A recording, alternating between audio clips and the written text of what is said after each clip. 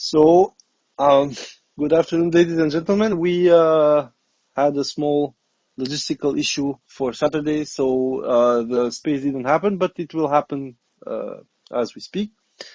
And the space today will regard something that we usually do not mix, although we always, go beyond the simple military aspect of this war. And as we are, observing over the maps, locations, and also the advancement of the Russians in Donbass, it is obvious that something is breaking on the Ukrainian side. Uh, we are not into big arrow territory, quite the contrary. It's still the old grind, but we are seeing things that for about 2.5 years weren't happening. So if you want a recap of everything that's moving around, so you could start with the fact that for once Siversky is in real danger, and this is now about a good 2.5 years after the Kharkov debacle for the Russians. And then we have Kupiansk, which has been re-entered by the Russians, and we have Liman, which is not going very well for the Ukrainians, where the Russians have had multiple pushes through both the Serebryanka, around the Serebryanka area, but most importantly, the Borovaya area. And then, of course, we have Pokrovsk, which is really going pretty badly. And we have Konstantinovka, which is for once uh, the least problematic axis, uh, with a asterisk, of course, because Chasov Yar has been all but cleared of the Piggers. So basically, the danger that we spoke about for now also about 2 years, where Ukrainians would lose grip to their fortifications and they would slowly slide back to the reverse areas that go through the fields towards Konstantinovka, would basically create this perfect storm for Konstantinovka itself, because as we have explained multiple times, shown through the map, Konstantinovka is literally on a kind of bowl valley, and once you have the heights east of it, coming from Chasov Yar, and then you start also to move through the highway going from Chasov Yar towards Konstantinovka, from Stupochki, and also south of it, then you have a huge problem. And that problem is that um, everything pours. It literally pours down to Konstantinovka. And the Russians have also advanced quite nicely in Toretsk as well. Toretsk is definitely gone for Ukrainians.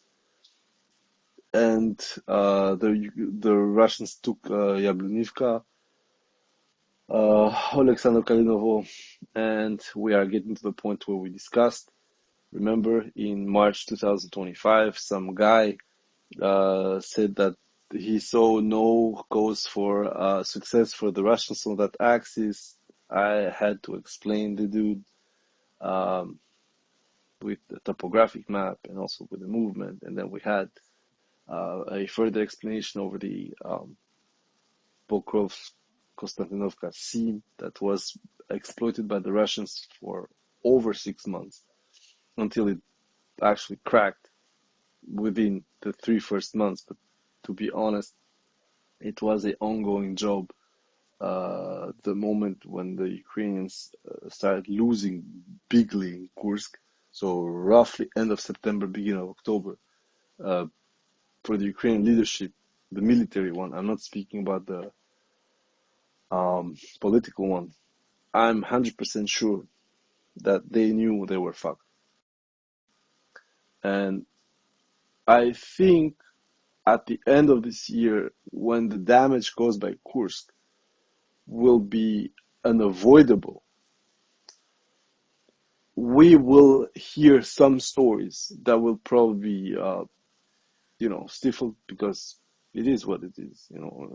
Right now Zelensky is in this kabuki theater when he's trying to show that he still has it. He's still this dude who does things the proper way, and all this bullshit that we saw with the attempt to stifle the Nabu and the Sapo, and then suddenly doing a reversal. Oh my God, no, I didn't meant to do this because I'm so democratic. All that bullshit, that kabuki theater that we saw. Um, that's the trademark of Zelensky's administration. And this loss, this sliding of the Ukrainian positions from something precarious but still tenable into something politically untenable. Because once again, if you guys remember what we said 2 years ago, around 2023, is that the biggest issue for Ukraine is to be unable to justify, keep the war ongoing in eastern Ukraine, in Donbass, if they don't have anything of value in Donbass.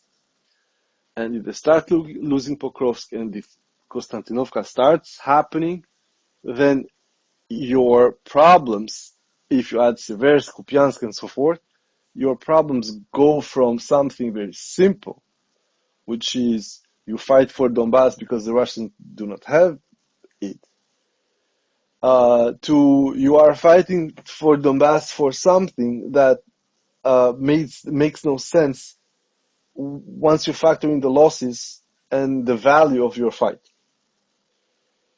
And I mean, we've heard this multiple times. Petr Pavel has said, if the price for the survival of Ukraine is blah, blah, blah, some temporary occupied territories, so be it, blah, blah, blah.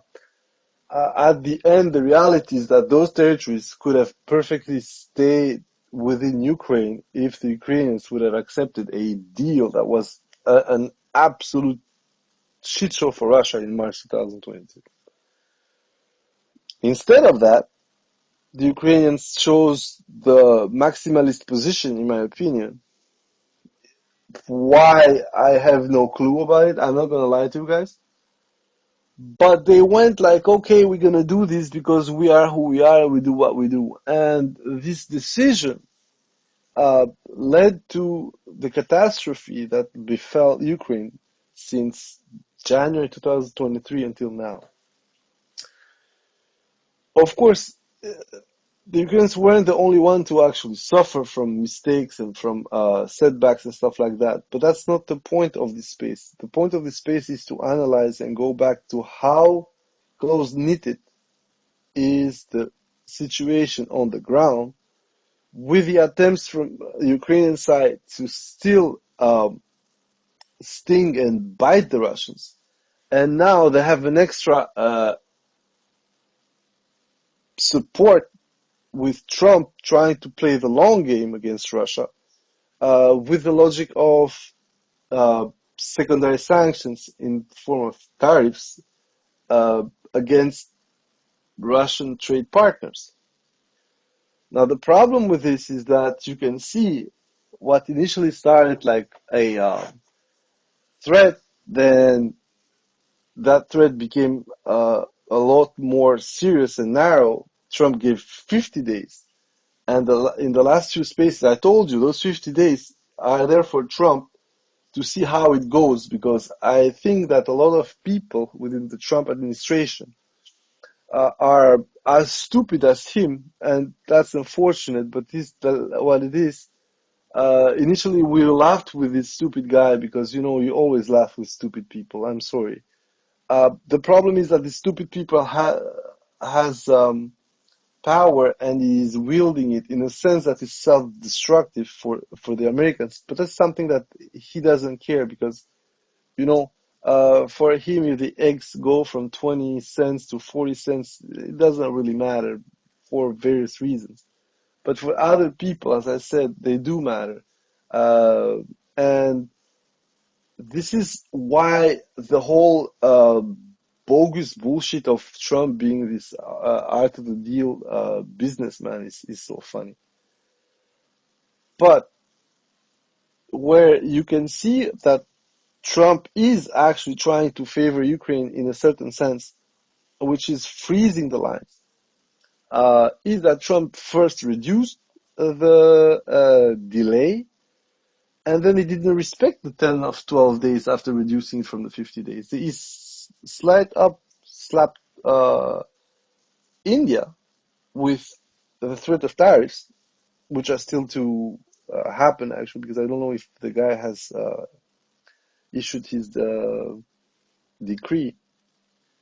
But yeah, actually, the guy doesn't even respect his own word. But this is Trump. I mean, like, everybody who has any kind of experience with Trump in any kind of non-personal capability would say the guy is an asshole and he will try to fuck you over.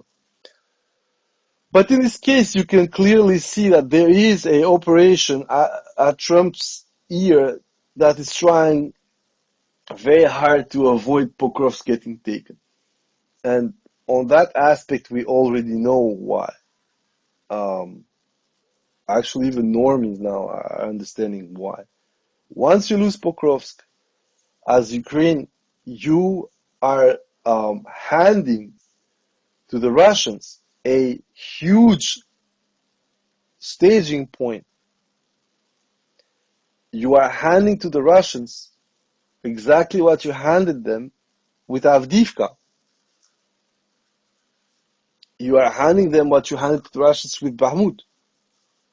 And a lot of people said, yeah, but nothing happened after Bakhmut. A lot of things happened after Bakhmut because Bakhmut literally allowed the whole flank of Avdiivka to get spread up and push the Ukrainians to start screening from them.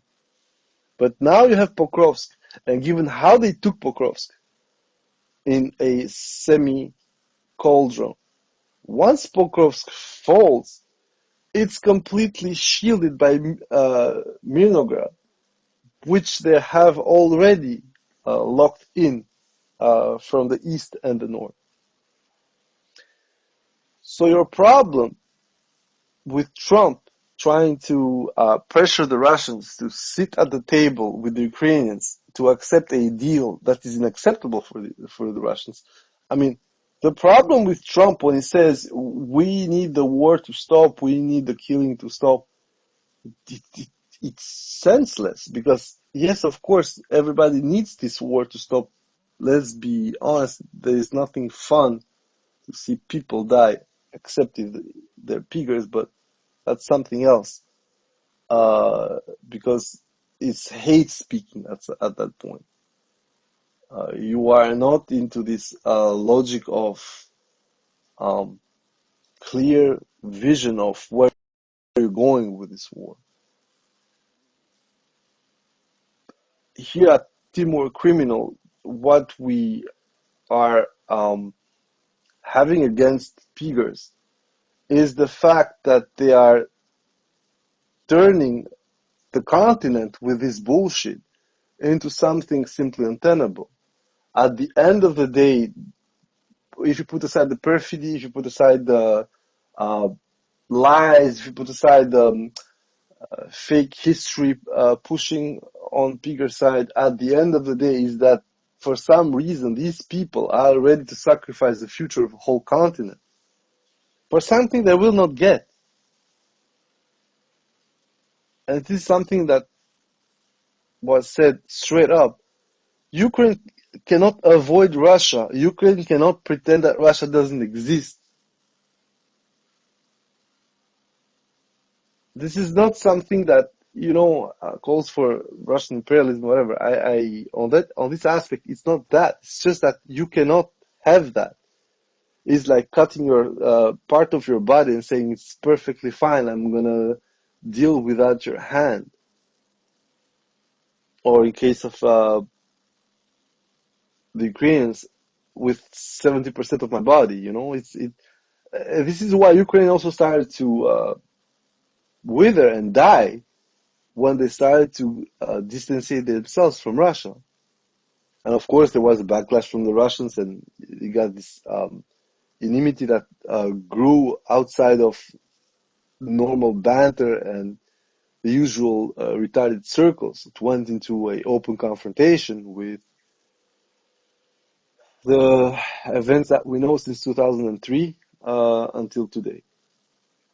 And therefore, that's why I'm saying the problem that people do not seem to have, and this is completely logical because Europe has completely um, decided to hierarchy itself for an idea that had never worked for them. The whole transatlantic bullshit never worked for Europe because every time America wanted to, screw Europe, well, it happened. There was a servility, a fealty um, relationship, and still is, and you can see it. Trump comes in, says some bullshit, and von der Leyen tries to actually fuck him over with a completely nonsensical uh, deal that von der Leyen cannot keep on herself, that Trump cannot force upon European and European companies, except in some cases by once again doing something that Europeans should simply say no. But we are into a logic right now of a lot of multinationals where they just cannot say no, even if they know that on long term what they're doing. And I'm going to talk about the pharmaceutical businesses, AstraZeneca, for instance, or Roche, although Roche is a multinational, a Swiss multinational, but the logic stays the same. European firm now is going to make a huge investment in the US, not because it's more interesting to go to the US, but simply because if the US starts applying tariffs, the medication is going to become extremely, extremely pricey to export to the US. And at that point, the US simply is gonna, or at least the people who are dealing with Roche will simply go and try and find a alternative, which would be cheaper, but also outside of the tariff threat. The problem with the tariff threat is that Trump is applying it to everyone without any kind of logic. It's starting from the point that, okay, America is now losing its trade reference everywhere. So basically, we are getting stomped by big players when it comes to trade. We're also getting stomped by big players when it comes to services. So that's unfair. But you know how what this is? It's literally like some guy who is 150 getting to the ring with a bunch of other guys who are 180 to 2 meters, and the dude is 50 kilos, and all these other guys are 70 to 120. And the guy is saying, like, this is not fair that I am short, light, and I cannot kick your asses. This is exactly it. There is nothing else. The fact that America completely failed its transition from the industrial powerhouse that it was up until the 60s to the new era. This has nothing to do with anyone cheating on the US. The US ruling class, it's capitalist class.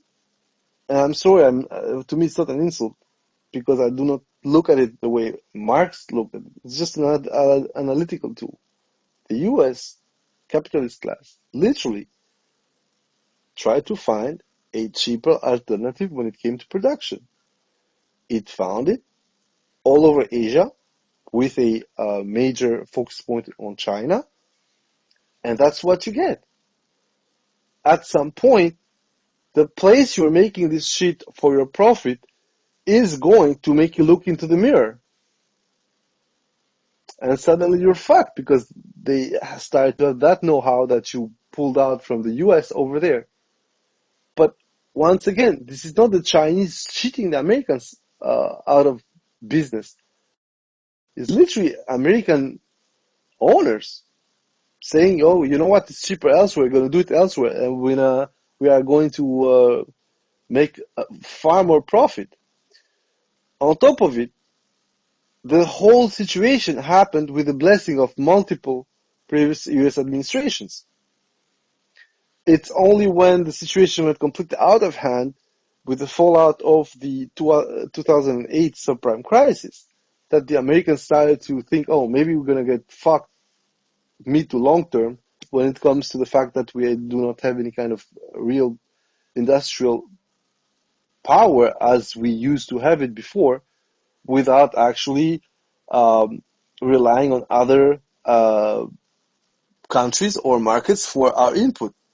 And this is how America, that allegedly should be this military powerhouse and build everything and anything as much as it wants, cannot even go for 500,000 155 millimeter rounds. And okay, we can explain that by doctrine bullshit, yada yada yada, but you have other stuff. Air defense, short-range ballistic missiles, and at a certain point, also tanks and armored vehicles. Then you have the propellant charges, the explosives, the fact that for a long while there was no TNT manufacturing capability at military grade in the US. Like, this is not something that China did to the US.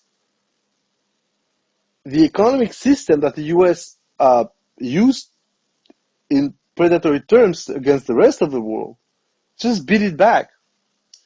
And of course, unfortunately, this is the biggest problem, is that despite everyone seeing that the king is naked, right now, nobody's strong enough to cut the king's balls.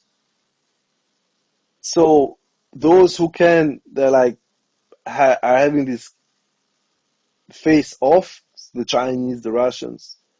The Iranians been a completely different term. We're not speaking about economy here. We're speaking about the fact that the Iranians, despite everything that happened between them, the Israelis, and then the bombing successively from Trump, they still haven't accepted to, get rid of their nuclear program.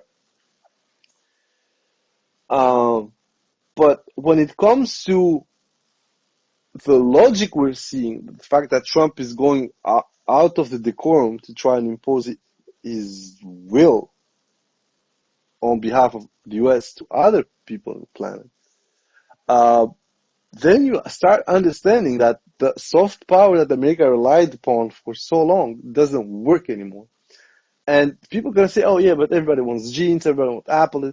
That's not soft power at all at this point. That is consumerism. And you can maybe align it up as a American trait, but the problem is other people are beating America in that trait as well, starting by the Chinese. And if you want to know how other people are beating America on that aspect, you just look at the garment range. The garment province range, the manufacturing places.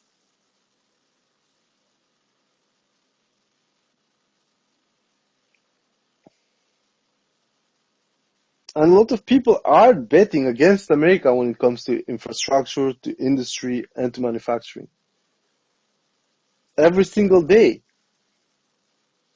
America is betting against itself because it still hasn't gone beyond the yapping when it comes to any kind of industrial base. And on top of it, it is alienating its own neighbors, Mexico and Canada, over shit that the Americans themselves accepted under Trump.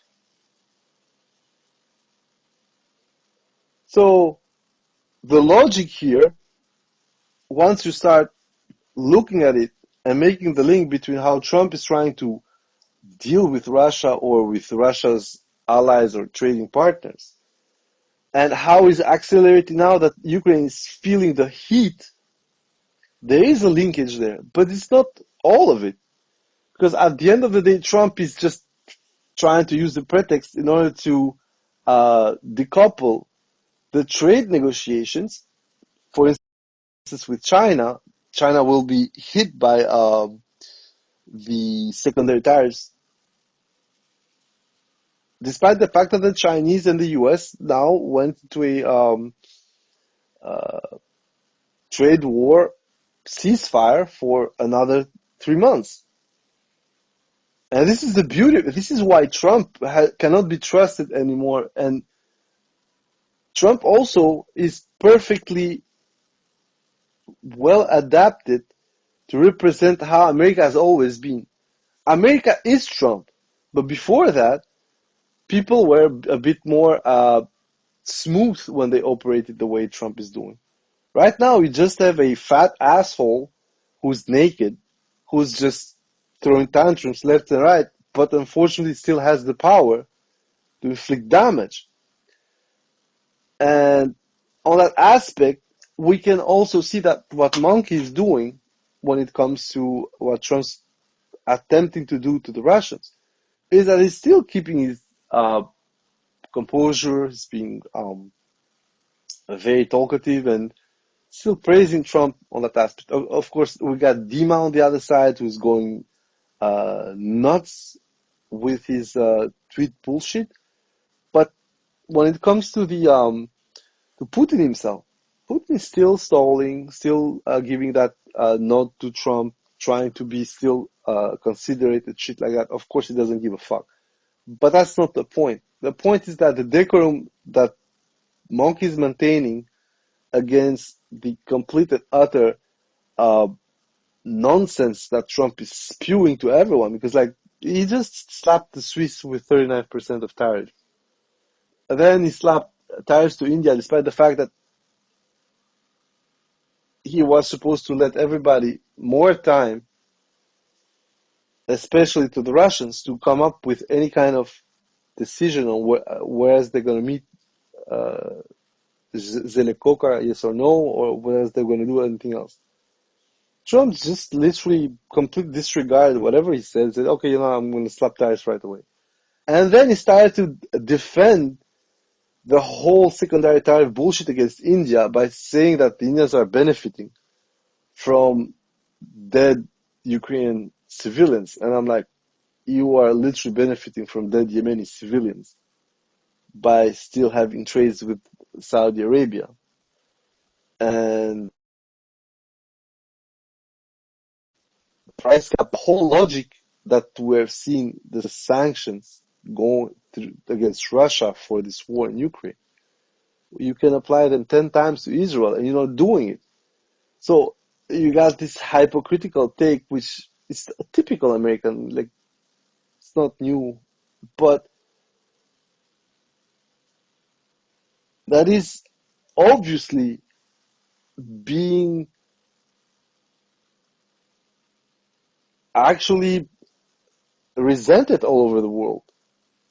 And then he goes after Lula by saying, oh yeah, you attacked Bolsonaro, bullshit, yada, yada, yada. And he's doing open political interference to the trade tariffs. So as I said, Trump represents America in the best way possible as where America stands today. So basically a bunch of morons, has-beens who depend for most of their advancement on foreigners that they buy out with cash that they print because of the huge debt that they have and the huge, very cynical and negative system that they have.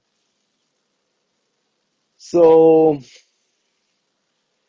yeah, I don't really care, to be honest, from what I'm seeing on Trump, because we are right now in Donbass to a point where Ukraine cannot move around. The only way Ukraine is going to do anything to either accelerate Trump's mental condition and also end the war in a negative way for them is to have another operation the way we've seen in Kurs and also the counter in 2023 and the different counters in 2022. So it's the 4th of August. They did an August counter in Kherson in 2022. Unfortunately, it went the way it went. And they did another counter in Kursk in 2024. That one was really nice. We enjoyed seeing everything happening there because Kursk is literally why we have the precarious and dramatic situation right now.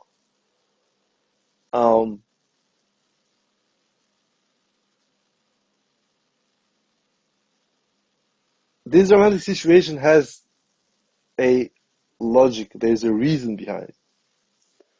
The reason behind it is that the Ukrainian military leadership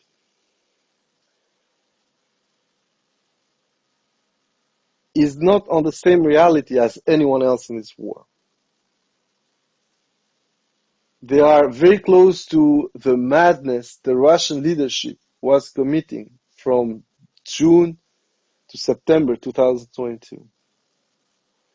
The difference between them and the Russians 2022 is that the Russians were just quote unquote getting started. I know it's pretty off as a formula, but the Russians were literally getting started.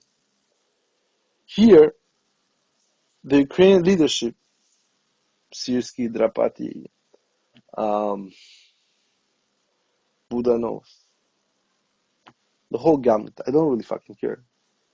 These people, they are not understanding their main issue. And we had this thread in January 2025 with Tatari Gimi that was trying to explain that, okay, with a refurbishment, a refoundation of the Ukrainian military transformation from this ad hoc operation tactical groups into a core unit based on the most efficient brigades. We had the Azov bullshit. We had the VDV, the air mobile forces on parachutist forces on Kiev's area. But everyone had this fetish propped up brigade that served as the basis for the meat and potatoes around it. The problem with this, I already described, is that in fact the Ukrainian leadership needs a reality check.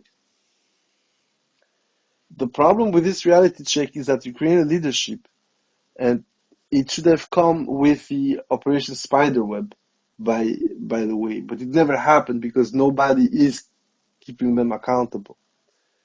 And a huge part of the Ukrainian leadership not being accountable for the situation is that the West doesn't want to break the Ukrainian military. So during Spiderweb, the Ukrainians made huge claims. 41 planes, yada, yada, yada. Then they showed pictures, and their own pictures didn't show more than 21 or 22 planes hit, 3 of which had nothing to do with the strategic force. 2 were stranded A-50s. 1 was a cargo plane.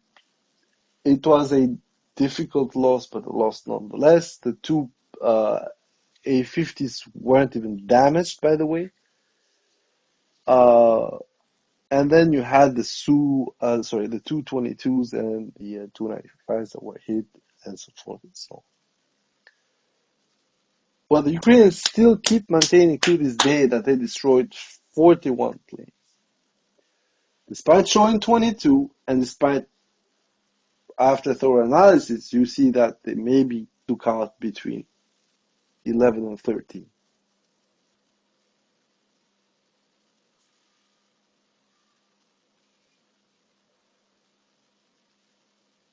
There wasn't a biggest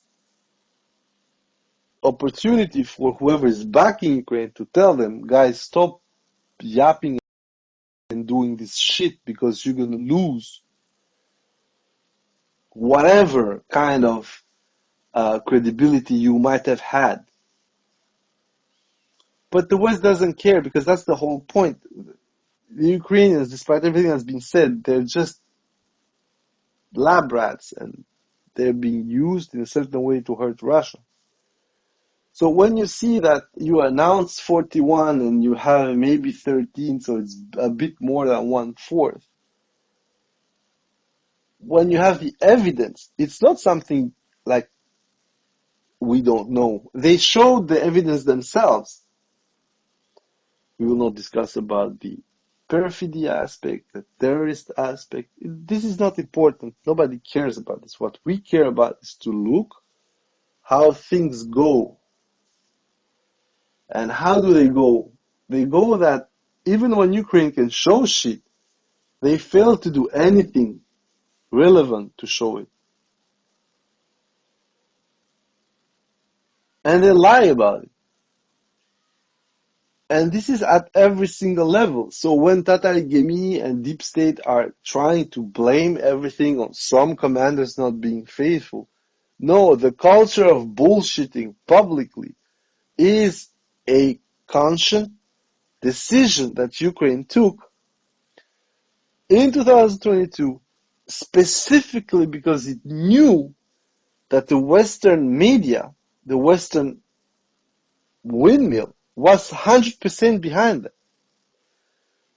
After Spiderweb, if you exclude the guys who are actually basing themselves on pictures, so Ostenters, whatever, there was no one that started to backtrack the Ukrainian claims, except maybe one unknown CIA or American intelligence officer who said, oh, maybe they are a lot less than what they claim. But beyond that, everybody decided to say that, you know what, yeah, maybe it's not that good, not that many planes were destroyed, but this is an enormous, amazing situation, amazing operation with amazing results. After the attack, the 1st of June, you had the discussion among Russian and Ukrainians. You know, it happened before the planned negotiations. The Russians were a bit fuming, and they came out blasting by saying, you know what, next time you do this to us, it's going to be double the amount of a blast we're going to ask you.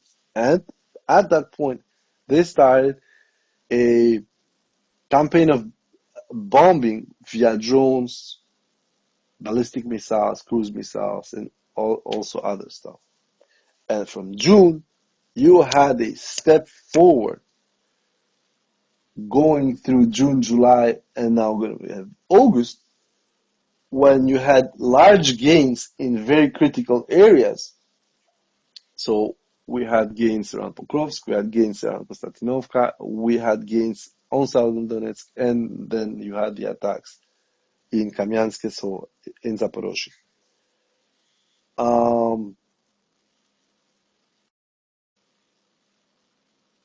Those 2 months yielded about 1,200 square kilometers, and with the gray zone about 1,400 losses on the Ukrainian side.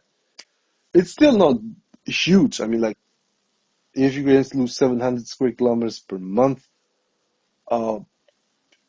you would still need to clean up whatever you want to take from the Ukrainians. So basically, the rest of Donbass, rest of Zapo, and if you can cross the Dnieper to go and grab the rest of Kherson, you're looking at about 20,000 square kilometers,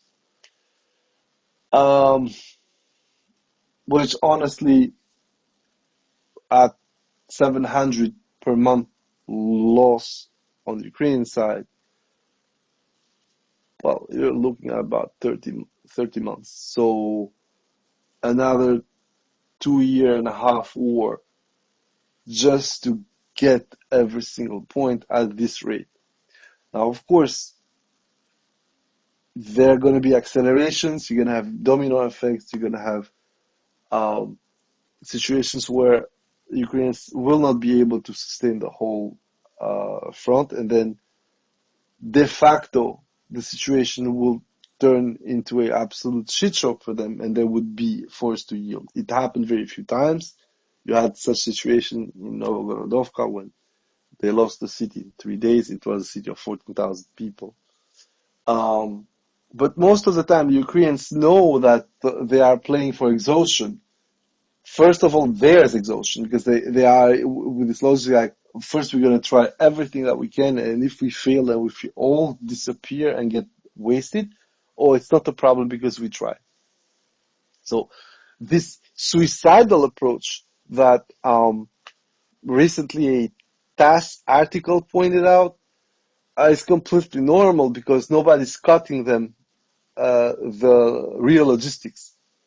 Okay, you're gonna have strikes, Gerans, all that stuff, but nobody is there at the border blocking the trains and trucks coming from Poland, from Romania, from Hungary, from Slovakia, and stuff like that. It's just the way it is. It's literally the best example of proxy war in the last 80 years.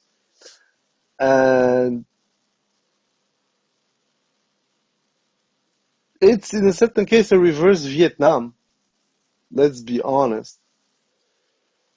But the problem with this situation is that one side is losing and it is feeling the loss, while the other side is having structural pain coming up, but nothing that would stop them on their tracks. And when you have this, your main issue as the weaker side, so the Ukrainian side, should be indeed to shorten the beat down. And the Ukrainians are not doing that. What the Ukrainians are doing now, asking now, is to stretch the beat down as much as they can. They are having no issue picking up thousands of bodies. And the more you think about it, the more you understand that it has to do with a deviation from reality that Ukrainians have now for a year and a half. If you want to know why I'm saying this, they still go for absolutely nonsensical operation in Tendrovska Sprit. And you're like, why would you do that?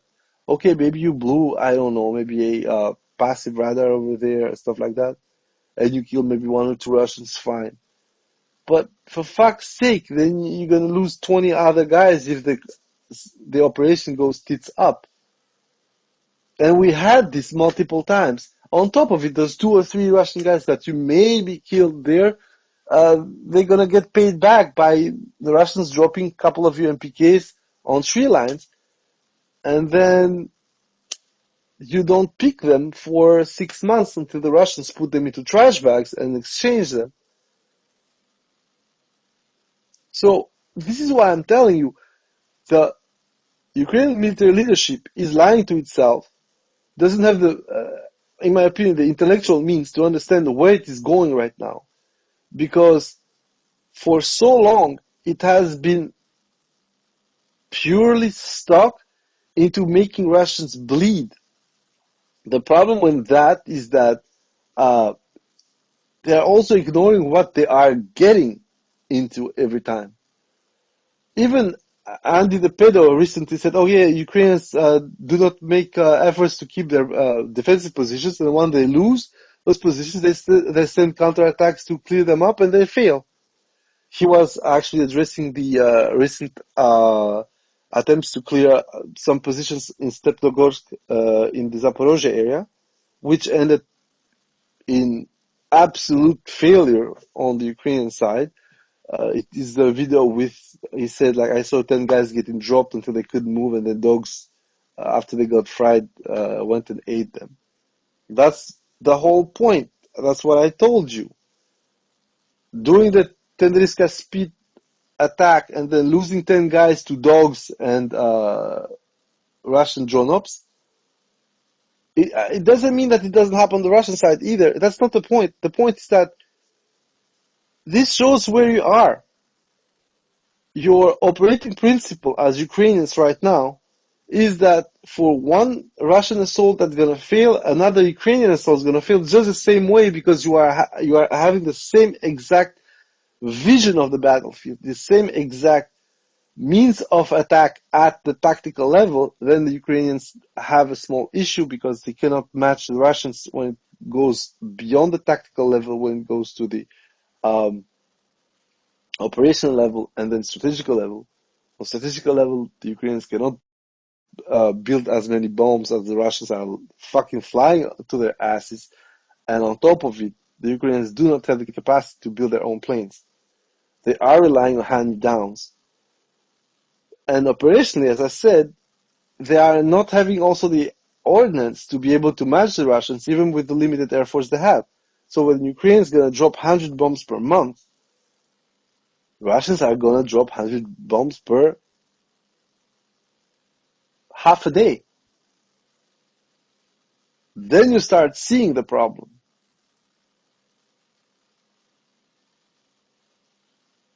I'm going to repeat what I said.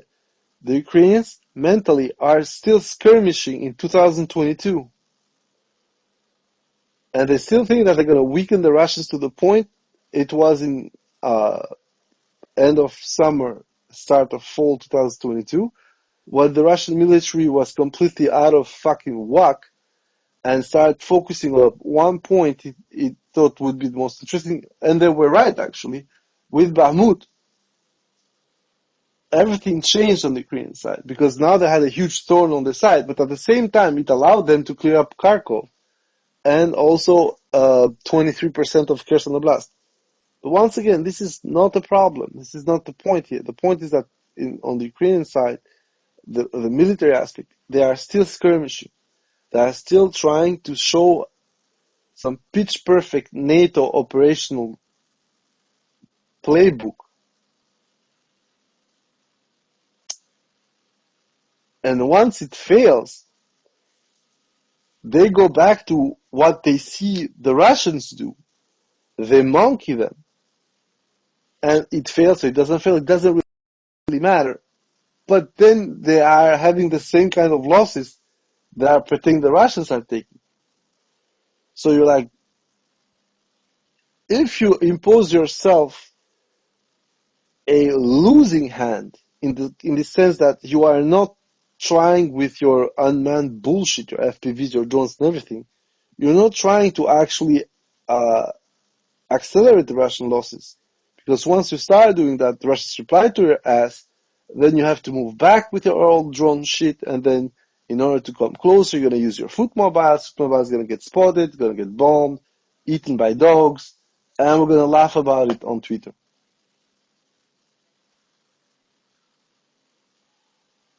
You could reverse the stuff with NAFOIDs, and we're going to have the same battle. So while tactically and in reality you do not have a stalemate at the front, on your paradigmatic level, at the tactical plateau, you have the same issues on both sides. And whatever innovation is introduced by any side is getting followed up by the other side sooner or later. One of the lags that we're seeing is, first of all, the AI equipped drones on Russian side.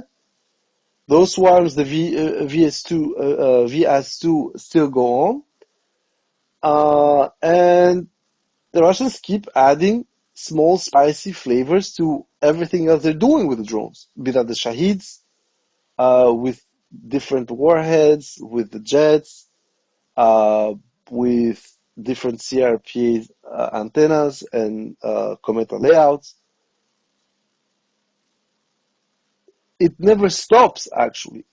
But at the end of the day, both sides are doing the same to each other. In a certain sense, this has to do with attrition, because, like, for both sides, it's cheaper and more expedient to start building Shahids or Lutes than build ballistics and stuff. For Ukraine, it has to do with limitations, their capability, both manpower, but also means and uh, the capital goods to actually build whatever they want to build. On the Russian side, it has also to do with there is a cost that the Russians want to keep. There is no full mobilization of the society over the war. There is no a maximal draft and stuff like that. The Russians still, as I said, in 2025, in January, Russians still want to keep butter and guns. It's going to become excruciatingly more difficult as time goes by, but apparently Monkey has decided he will not budge. On the Ukrainian side, as I said, they do not have that luxury. They are in chronic deficit. They have huge problems with recruiting manpower, and when it works, they are all siphoned in specific units, which get blunted down by being used as tip of the spear. The 425th, the 225th, the 47th, the 21st, the the Navy brigades, the Gur op idiots. At some point, that tip of the spear is gonna start blunting out, and what you have is the rest, the shitty quality that is all over the place, which would not be able to operationally match the structure and execution of those quote-unquote tip of the spear brigades. So what you're doing actually, if you want to keep those tip of the spear brigades up, there were all these different versions, which is limit the recruitment to these big boy brigades, but that means that the rest of your brigades are going to be trash. That's what we said.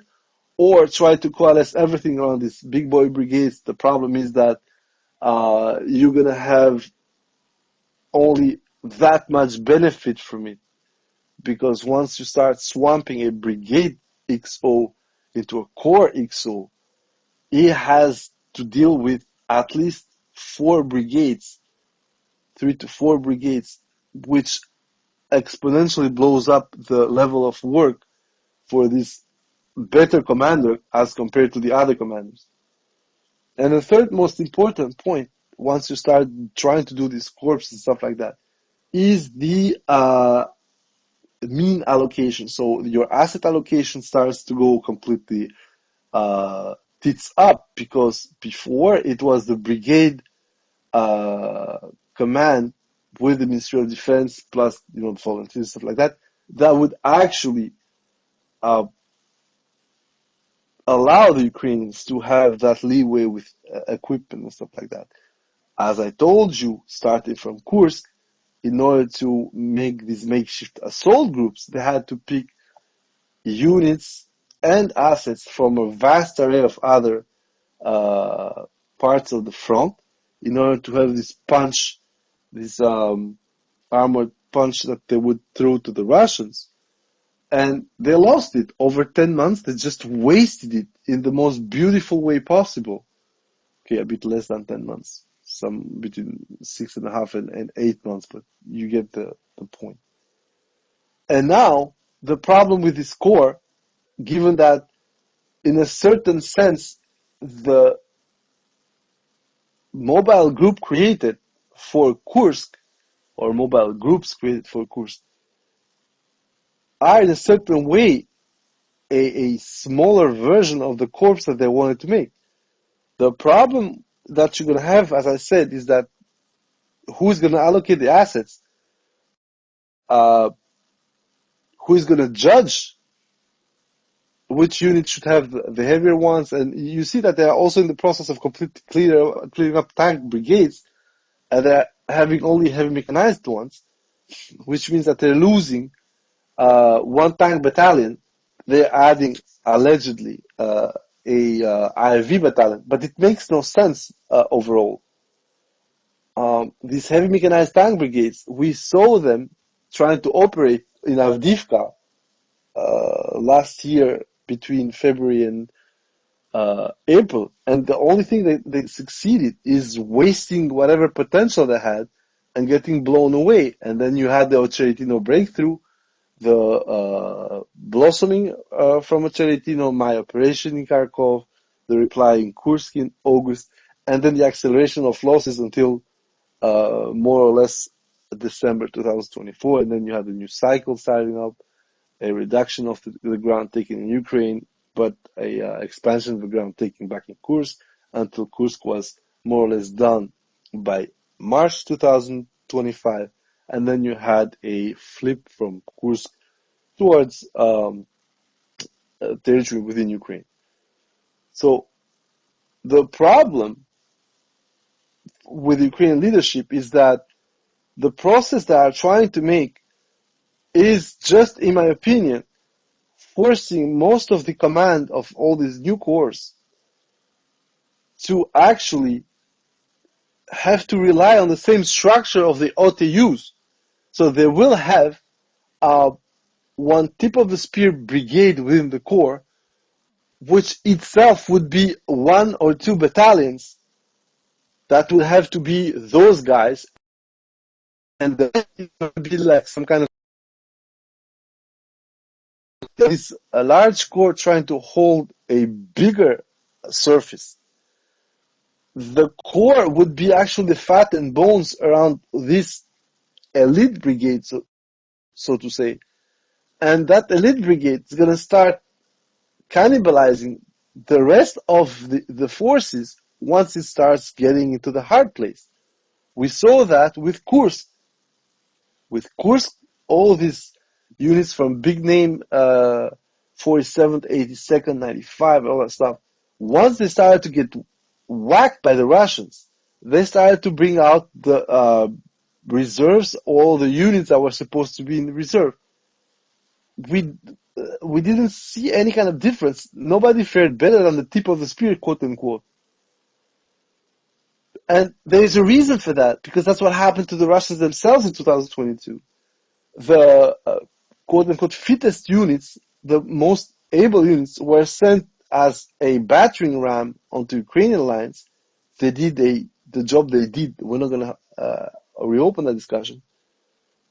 But with enough time and enough meat, the Ukrainians just drowned them.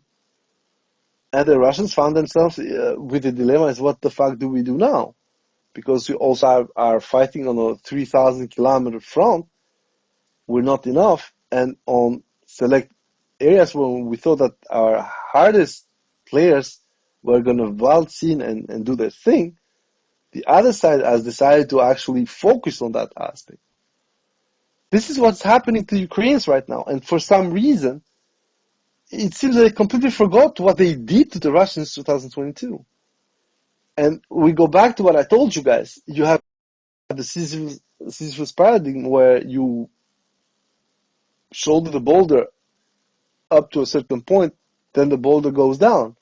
And you have to redo the whole thing all over again. So you inflict damage on the Russians, then you start to counterattack to free the stuff. Russians are waiting for you, rape your ass, and then you lose more territory as a consequence of that.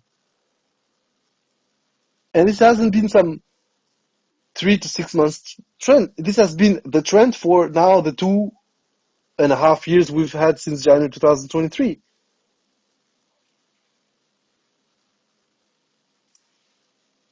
And okay, we can start discussing the lack of manpower, the heavy-handed process of recruiting people.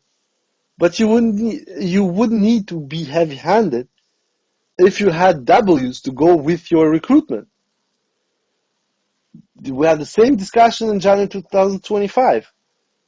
And this, I think, given we have already more than half a year after, we can start leaning on that thread and say, okay, was I right? Was I wrong? And the team helped me enormously on that one. And I think that's why that thread is so valid today in pointing out all the troubles that Ukrainians are having, especially their leadership, because of all the opinions that went into that making. But we go back to what we keep saying. There is no way some nobodies on Twitter looking at the same thing as other nobodies around the world are looking, come up and say there's this, and this happening, this is going to follow up, and the whole process of you trying to make something out of nothing is amounting to nothing or less than nothing.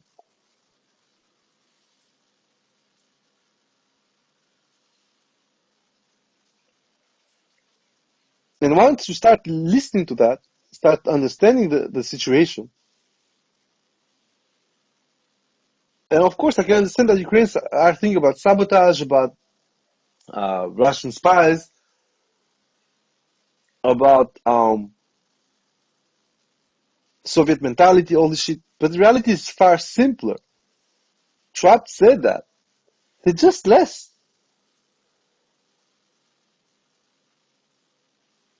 Right now they have to do more, but they're less than ever. They've taken horrible losses proportionally, but also in absolute terms. And the state that is supposed to be this open beacon, elfish, whatever, is doing even worse than Russia by hiding losses, lying about them, and then when actually they get to smell the coffee with the exchange of bodies, they come with these fucking stories about, oh, these are Russian bodies, stuff like that. And everybody knows they're lying in Ukraine. But you've gone to a point that you were actually pretending Russia was. With this midget in the bunker, the long table, stuff like that. The reality that we're seeing is that, as I said, is that the losses and the lack of diversification on the bigger hierarchy make it impossible right now, psychologically, but also intellectually, for them to break through. Of course, they don't have the means. Of course, there are other problems: manpower, equipment, fuel, logistics, a impossibility to stop the Russians from actually having ISR. Remember, guys, in September 2024, so in 1 month, it's going to be 1 year. I had a bunch of assholes coming at me saying, oh, are you seeing this? They're going to fucking destroy the Russian ISR with these FPVs. I'm like, it doesn't work like that. And here we are. The Russians have never had more transparency on the battlefield towards Ukraine than right now. A lot of people do not seem to understand that this war is not stopping at any level. A lot of people do not see the changes until it's too late. And I'm saying this for both sides. And if you want to see a huge problem, is how the Ukrainian leadership started to point out on Russian drone operators by saying, "Oh, see, this is the new target. We made a mistake not to target." That's bull. They always target them. What was a problem until then is that Russians switching to optifiber, having more means to detect the Ukrainians, and having what I explained to you, the silent killer now with the optifiber drones. You do not have any kind of detection possibility via the normal drone detector. So basically, spectral analyzers would say, okay, you got this change in frequency. Because the drone itself doesn't emit anymore any frequency unless the drone is being used as a relay for another wireless drone, as we saw that the Russians still are doing. So once you have this logic where, well, you have the Russians do some surprise butt sex on you, be that on Panzerhaubitze 2000 on Abrams, on other kind of equipment, on HIMARS, or whatever. Then, of course, you start realizing, but I mean, they knew it already because we pointed out that from November, end of November, the start of December 2024, they started to try and push the Russians out by committing equipment and forces. And at that point, the shift happened into trying to now systematically address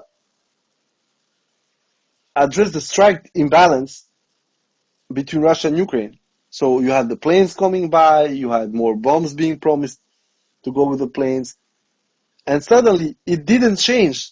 Suddenly, once we started to see the bomb marks all over Pokrovsk area, but in Donbass generally, we saw that the Russians were actually dropping those 200, 300 UMPKs per day. And that realization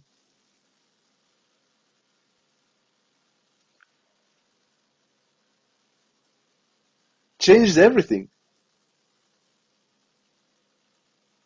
Because now, on top of it, you guys maybe remember that in March 2025, fighter bombers said, "Oh yeah, now the bombs are accurate again, and I don't know how much it's going to last."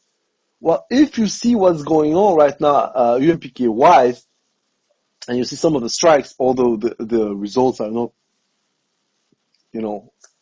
stuff that you would imagine, especially the most recent bomb attack on the bridge. The strikes are extremely accurate for the type of system that the Russians are using. So that means that for a lot of stuff that doesn't move, shelter, logistical footprint, all that stuff, the UMPK is clearing out. And drones are funny. They allow to see piggers die and stuff like that.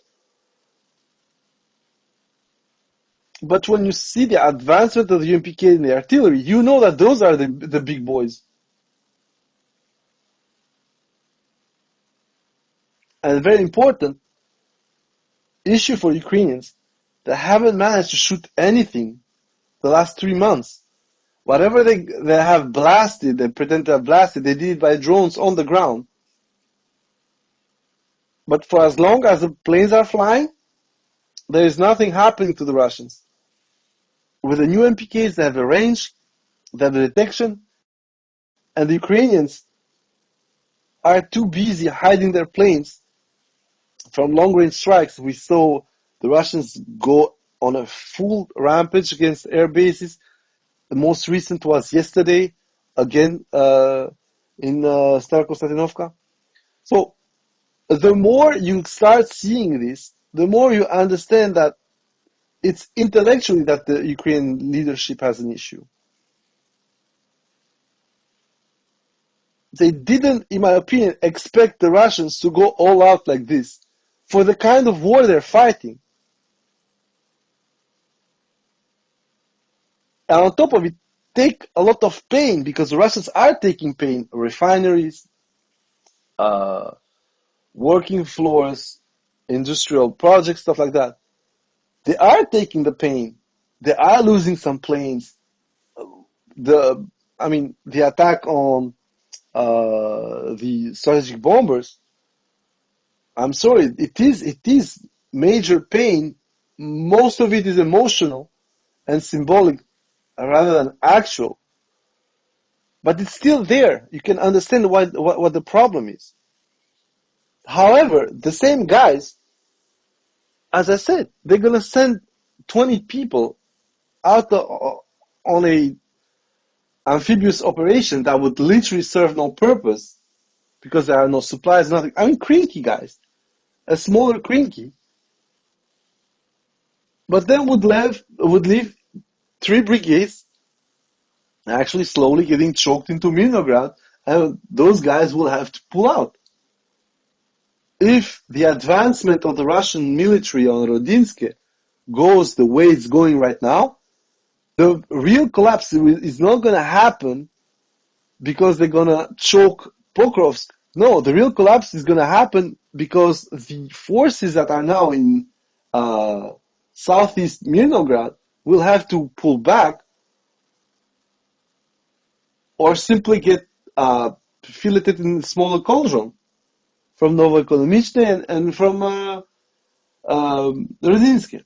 And this is what it is. And everybody's seeing it. Nobody's doing anything. And unless Sirski for once has been smart and said, okay, we're going to lose Mirnograd, we're going to defend Pokrovsk, which is even worse than anything else. But at least you're not going to have the catastrophic scenario that I'm going to talk about right now. That's what is going on. The problem with Pokrovsk is that nobody saw the map and said, oh, we have a huge gap in the middle here. Let's reinforce it. No, those people were better wasted in Kursk. And nobody wants to say it. Nobody wants to say, okay, we fucked up. And again, it's not the only fuck up. You have other issues, like, for instance, where are the prisoners? Where are the zeks? Where are the Ukrainian zeks? It's true that 3,000 to 5,000 were recruited last year. Then where did they go? Do you not forget that Ukraine has a lot less manpower from those prisons, but they can still use them? Where are they? Where is the impact? You have so much trouble grabbing people from the street. But that's where having these people fight for you, where are those guys? And then you start seeing the equipment that they're using. We went from the Bogdana with their chassis, now they're bragging about a Bogdana without chassis, and you're like, why? Why would you brag about that?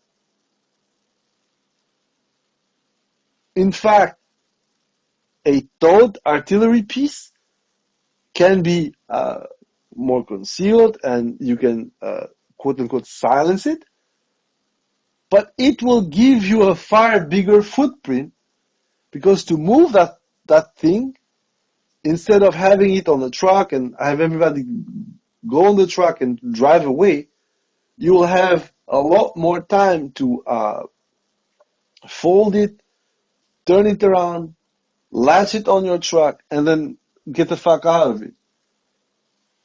If you put your truck and your Bogdana on a towing position, you will see that you're presenting a fucking 20 plus meter target to detection.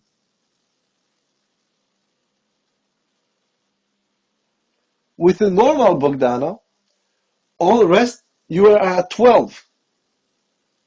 Half the fucking size.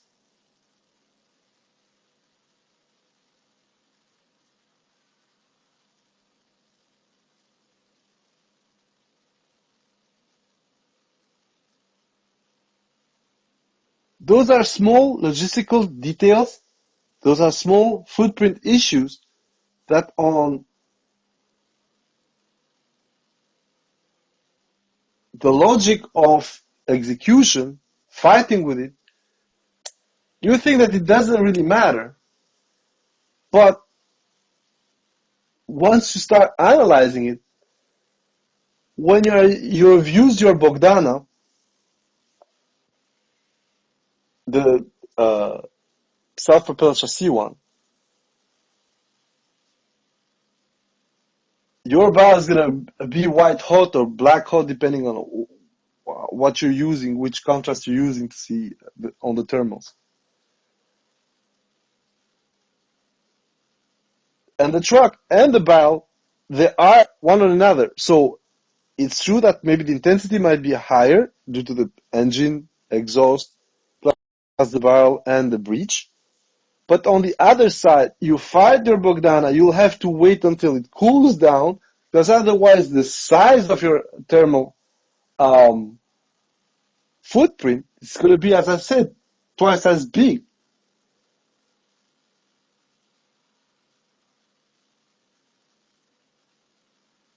Plus, one of the things that we saw with the Ukrainians recently is that despite everything, their positions are filled to the brim with any kind of artillery rounds, but the prop charges are still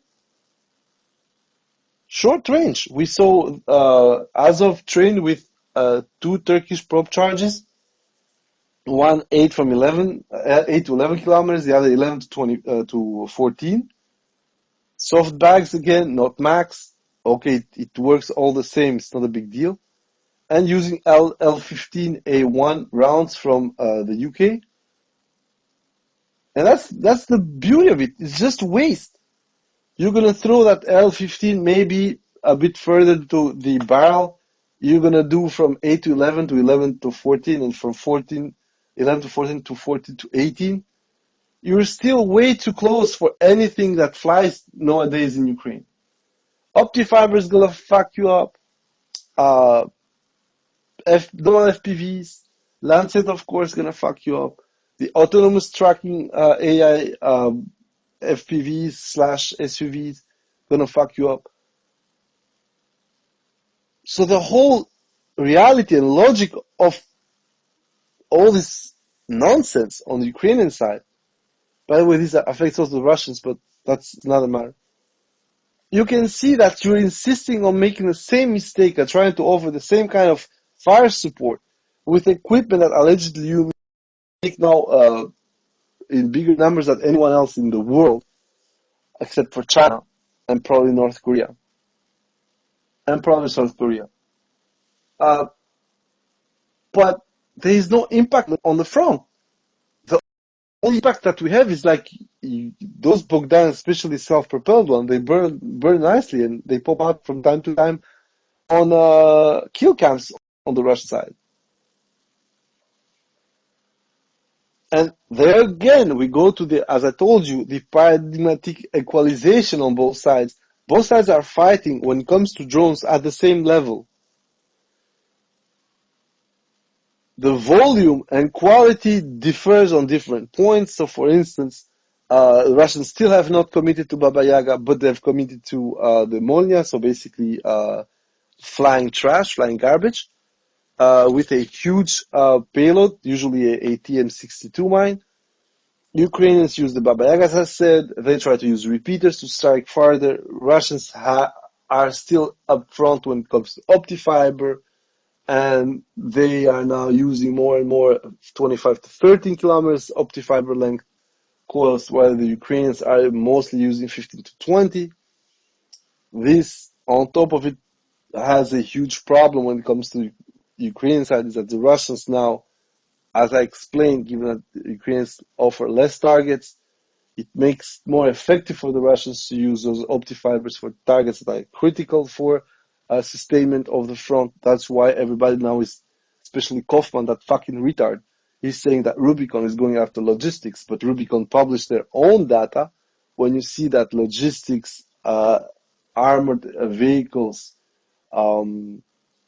shelters and stuff like that, they're equally affected. And this is very funny because Rubicon started very lately going after Ukrainian ISR assets, and now they're just killing them.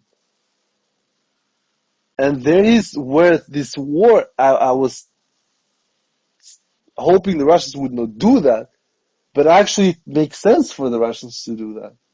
And Sergei Flash on the Ukrainian side said literally, okay, one of the answers, the first answer the Russians did to our hunting of their ISR drones is just produce more of those drones. Have more of them, so we would be forced to produce more RFPVs and have our teams be exposed while we hunt them. Ukraine has not done that yet.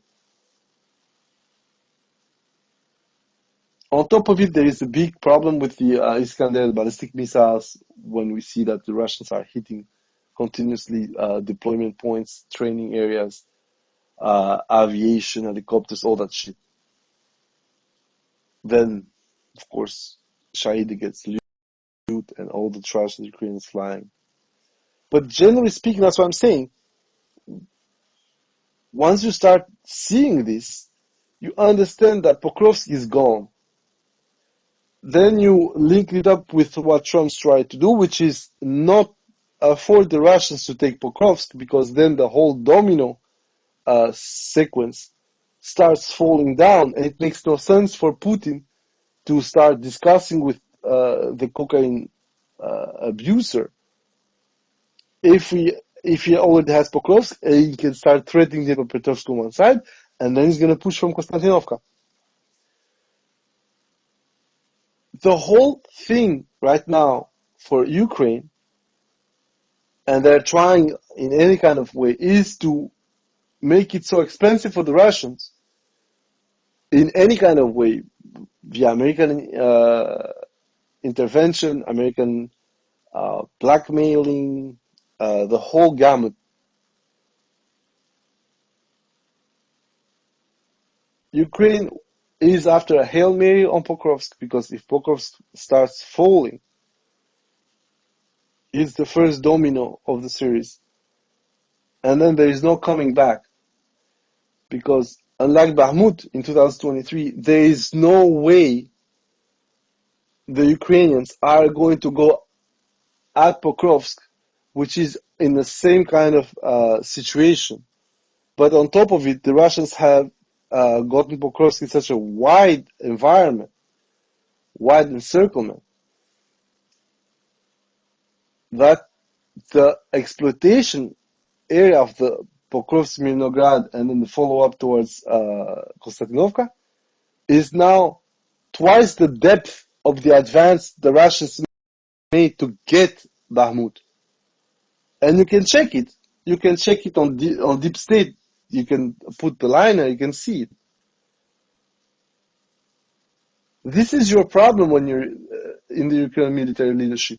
You see the numbers. You see how fuckingly bad you are actually performing.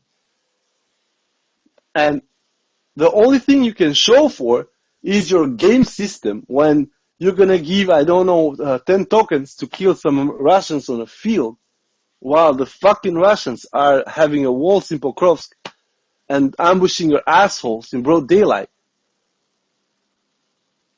The problem with Ukraine, as I said, is that nobody keeps tabs on them. Nobody holds them accountable. When they fail, nobody has made a fuss since the failure of the country. Kursk is still not being digested by anyone on the Western press or the Western political scene.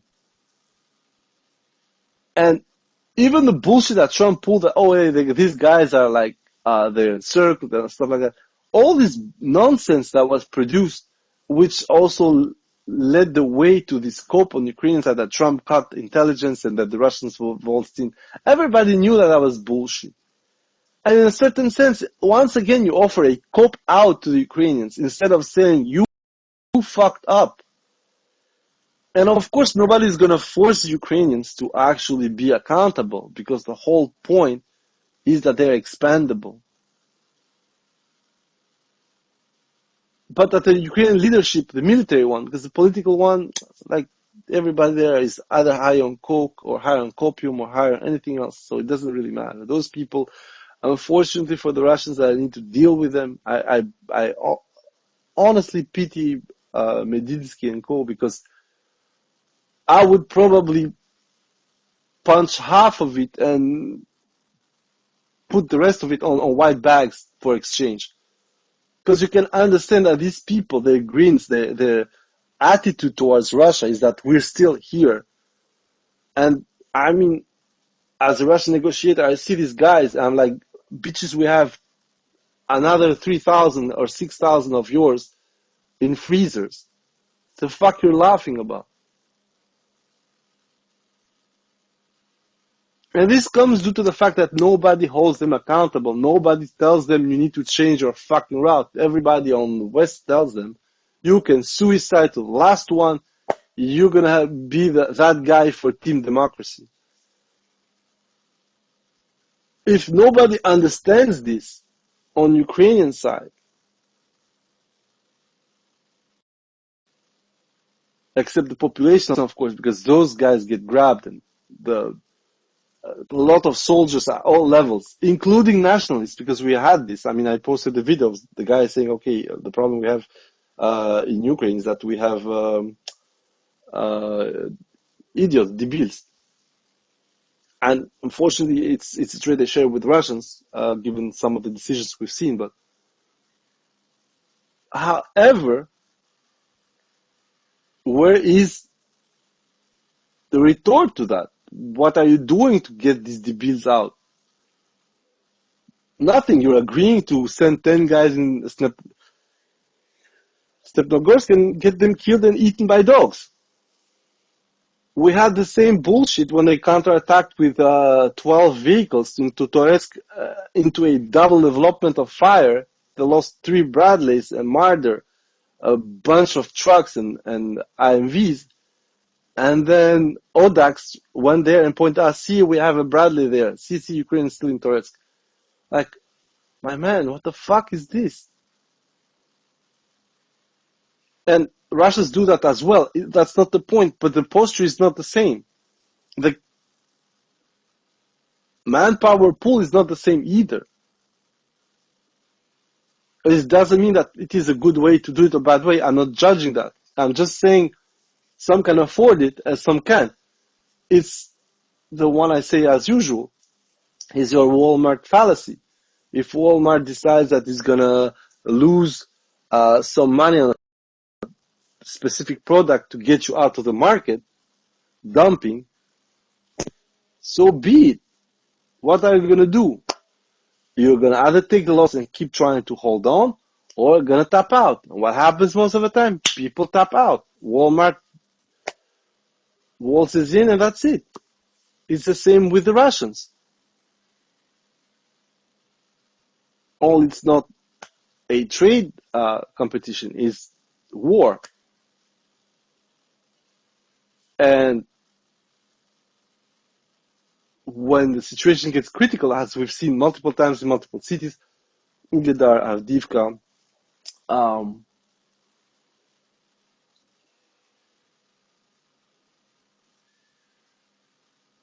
Lysychansk, Severodonetsk,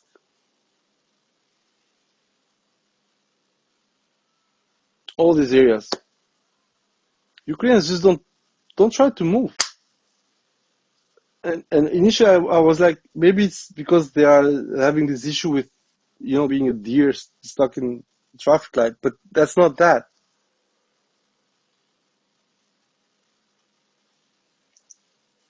They are putting themselves into this existential war, but this war is not existential the way Putin is actually conducting it. Putin multiple times has said, put the oblast on the bag, nobody gets hurt. Of course, later on, it's going to be more oblast on the bag. But at least your point of survival is not helped by saying, oh, see, we cannot stop fighting right now because, after we fight, we stop, we do this deal with the Russians, you cannot trust them. So what? The whole logic is for the Ukrainian nation and polity as well, but especially nation to survive this catastrophe. So you saying that we're going to sacrifice us and our future because we don't trust the Russians to actually make peace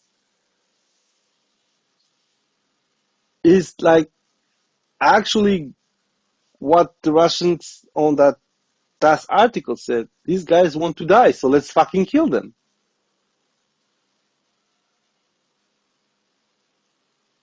And this was the whole big problem that we were discussing a year ago with the Pokrovsk area, because they were committing so many troops, you could feel the start of this shadow counter. And I'm still appalled by what I'm seeing in Pokrovsk, because the whole strategy of defense there has no logic. It's literally, let's see if it sticks. And this is something that we already did the deal in October 2024. And it shows evidently the worst strategy again. At that point, you could, I said, you could think about sabotaging yourself, about feeding this grinding machine on the Russian side. Russians understood that at that point, if you're going to start showing up your teeth, we're going to kick them in. And that's what they did. Every time a tank would pop out, FPV in the face. Every time artillery would pop out, FPV Mjolnir, Lancet, whatever in the face. Every time foot mobiles would pop out, we're going to drone them to death. And the whole logic on the Russian side, it didn't matter if 20 Russians would die, if 20 Ukrainians would die.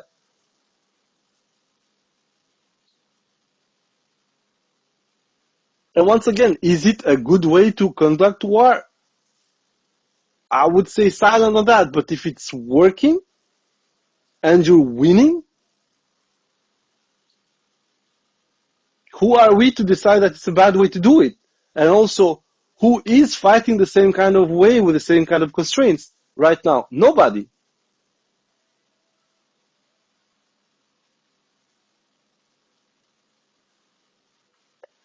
That's why it is so complicated right now to try and to figure out what the Ukrainian military leadership wants. They are making this announcement, we're going to go to the offensive, we're going to do this, we're going to do that. And I'm telling you, in two days is the 6th, so either there is something happening, either there is not. But in any case, if the thing doesn't happen, then what? What are you willing to do to justify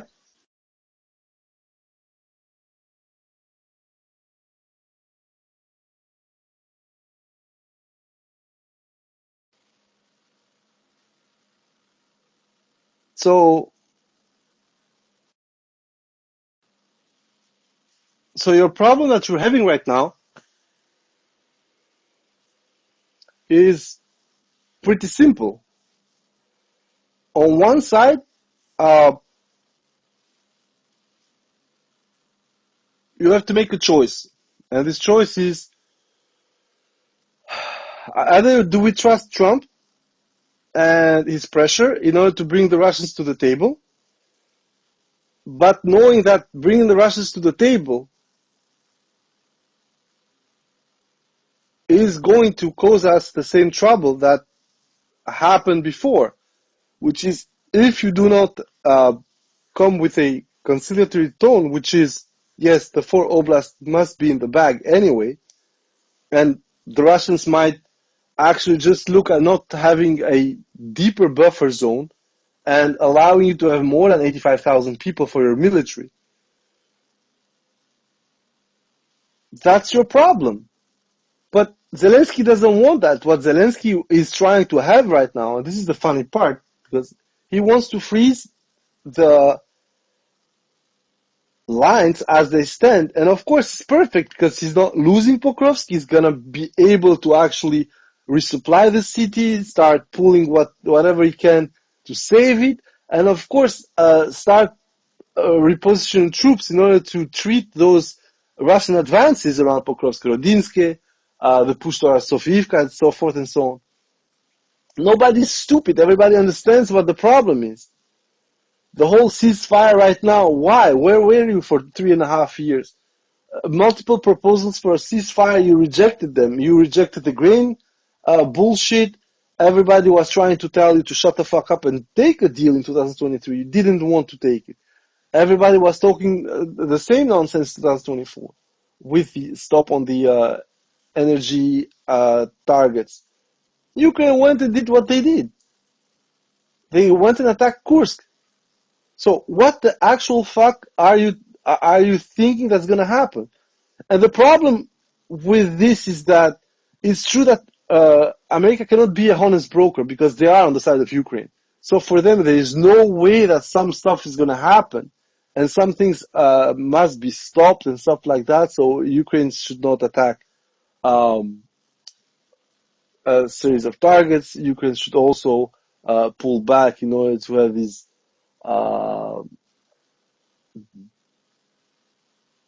trust building moves. Of course not. The whole point of the Ukrainian leadership right now, but also the European leadership, is that whatever happens to this war, even if no Ukraine is alive, Russia will never be recognized as the legitimate owner of that territory. So in a certain sense, there is no way you're going to make an actual real peace. What you are going towards, and this is something that everybody understands right now, on short term is the Korean scenario. On longer term, it could become a Finlandization of Ukraine, but that Finlandization cannot happen if 4 oblasts plus Crimea is gone. Legally, nobody's going to recognize it on the West. Maybe Crimea, but that was Trump. Nobody else wants to do it. So the only thing you're going to have right now is a loss for Ukraine, a temporary victory for Russia before the next round. Unless the political will changes on the Western side, there will be zero peace. A lot of people are saying, yeah, but what if Putin dies and you have a regime change in Russia? It doesn't matter. I'm going to try to tell you this in very few words. The whole war in Ukraine is happening because Europe thought it could expand up to Russia's doorstep and then force it to enter into this self-destructive relationship like everybody in the East, where what's going to happen in Brussels is going to be your cannon in your small area.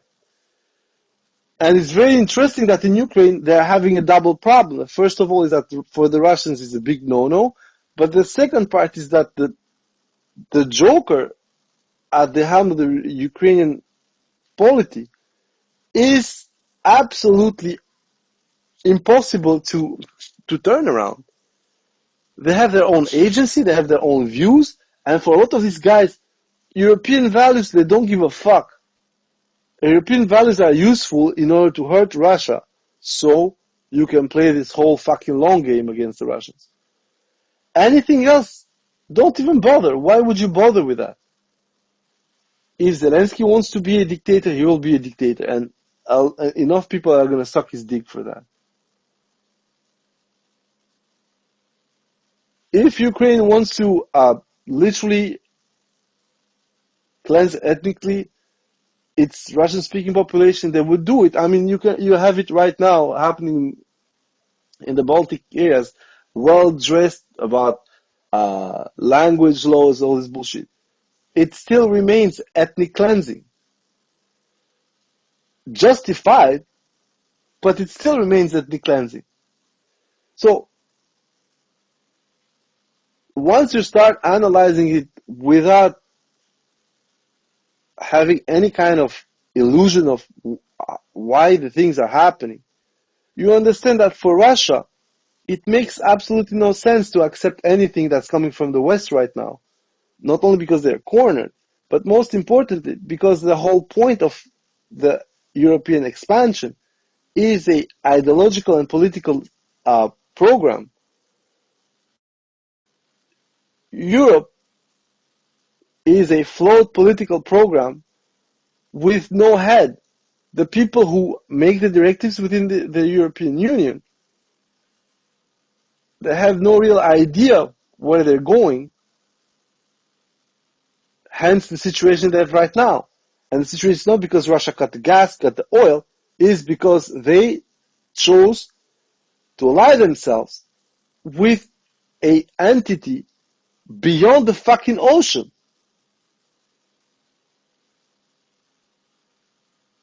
And consider that more important to Europe's survival as a continent than fucking meeting your neighbor at the porch and having a deal with them. And that's why we have the current situation where you have this orange retard who has a point. America is losing the trade war, America is losing its position, and he doesn't want that. I also don't want to get older, but that's how it works. It's a cycle. At some point, I'm going to croak, like everybody, unless they find something new within 20 years. But then we have another problem, which is life is going to become boring. Like a lot of things, value comes from the scarcity of it.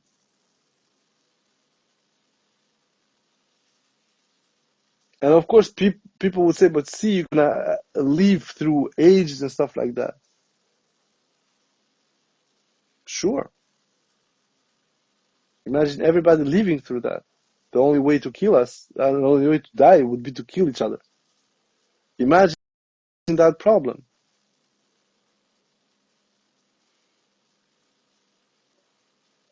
So it's the same thing for the Americans here. They need to understand that they are not at their home turf. And in order for that to happen, Europe would have been needed to say, okay, you know what, we're going to cut a deal with the Russians, get the fuck out. But nobody's there for that. Europe has sold its soul, they're not there. There is no Europe as we see it before. And me as an Albanian, I can tell you, I can see it right away. They're trying to export their fucking migrants to Albania, especially Italy in this case. What is this? What is this whole ideological program about welcoming everybody and having this diversity and sustaining our demographic growth? But instead of that, you just spark some people of color into a country outside the European Union, but well within Europe. Can you imagine that? So the contradictions, the hypocrisy of their backers affect Ukraine as much as Ukraine affects them. By seeing this, Russia, of course, feeling for its own interests, understands exactly where this is going. And we can have this discussion about the dilution of national ethos, all that stuff. It's true. The EU is diluting a lot of national ethos for stuff that is, especially when you see Germany, I mean, it's nuts. But that's what it is. The whole program is to make Europe something it has never been. Europe was a melting pot of nations that would fucking break the heads of each other on the battlefield, and 15 years after that would be fighting next to each other, another European nation.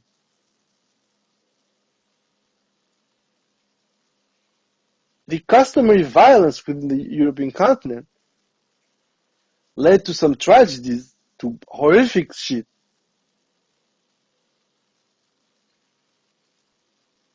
But also gave Europe its prominence as a continent. And of course, it was done through horrible shit, slavery,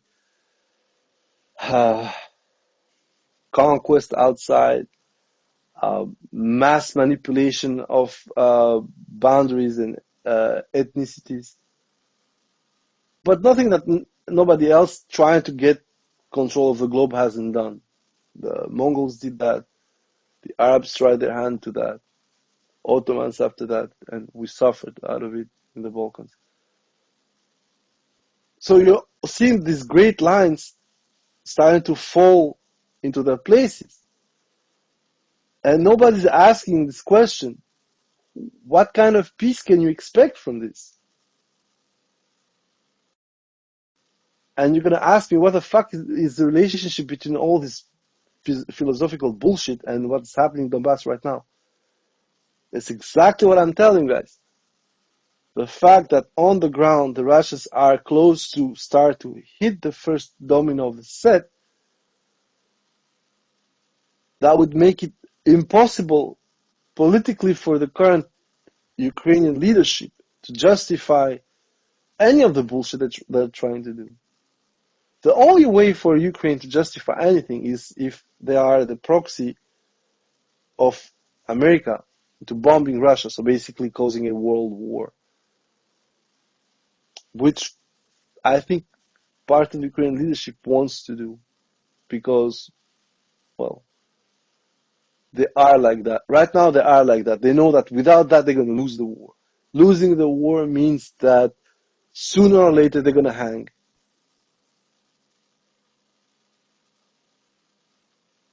The realization that they're losing the war, the realization that they're going towards that point when, even if Europe is not going to recognize that, the territory lost by Ukraine is Russian, the Ukrainians will need to sign that dotted line. Otherwise, there is no stopping the war as it stands right now. And I told you, part of the leadership, especially in the military, sees it and said, why not go to the end? And on that aspect, Delusion was right. You'll have to fight another time. For as long as Russia will not recognize that they've lost, which they will not, I mean, it's historically there. Russia might lose a battle, but they'll come back. They're a great nation. This is not some kind of glazing of it. This is look at history. And every great nation did that. Germany tried it the second time. The Brits, after they started, going down, they tried another time. They tried to defend their colonies and shit like that. The French did the same. You're gonna have this dead cat bounce or something else that follows up. But for the Russians right now, is not trying to defend a territory 10,000 kilometers away. It's your shit at your doorstep. Actually, no, at your territory, because part of what is being reclaimed right now was Russian until the revolution. And finally, Putin went out and said, we're reclaiming what's ours. And this, I think, should have been the motto from the beginning, because it makes it so much easier to defend that we're going to fucking denazify and we are going to make Kiev abide by Minsk. What the fuck are you even saying, bro? The whole point is that we're going there to grab what was ours back in the day, and if, by the way, we can make the small cocaine addict croak, so be it. By limiting what you're seeking right now through the plan of Mussa-raseh and everything, you actually point out your limits. But by starting with all this bullshit about special military operation, it's vague. There is no limit. You don't have clear objectives. And of course, by setting these objectives, people are going to say, yeah, but you pointed them out, so guys are going to come after you to those objectives. At the end, you will have to coalesce them to a certain point. The fact that finally the cat was out of the bag in September 2022, when Monkey annexed those oblasts, and you could see the Crimean land bridge, that was it. It made everything that happened in 2022 so much more easy to process, and also to deduct that giving us oblasts for Ukraine meant within 5 to 10 years losing far more ground and probably losing Ukraine as we know it. And that was the whole point. Nobody should have expected more from the Russians. That kind of communication, I think, this is my opinion, I may be wrong, I hope I'm wrong, actually, should have been used. It would have been a lot simpler, That Z would have been perfect because, okay, Z Zapad, you go west.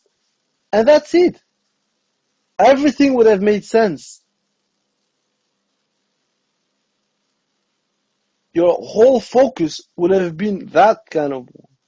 But unfortunately, Monkey muddled the waters, tried to do this whole police style operation, show of force, uh, shake down nonsense. And now we're with a situation where I told you, you are seeing all the limits of the Ukrainian military wide open. You will see them die day after day. You are seeing how impossible it is for them to sustain this war. But they're abiding by live another day. And people who do that, they manage to survive quite a long time. What they get at the end is not inviolable. And on top of it, you cannot build much with that. But for the people who are now behind Ukraine, that's enough. I'm going to repeat what Petr Pavel said.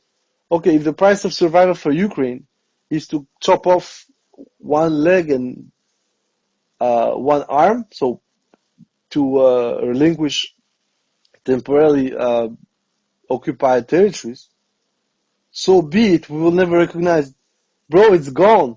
You can put a prosthesis on the missing limbs, but those are gone. And this is the biggest issue I'm having right now. If the European leadership still hangs onto that thread by saying that we are going to deny the Russian victory, only thing you're going to do is just completely mess up your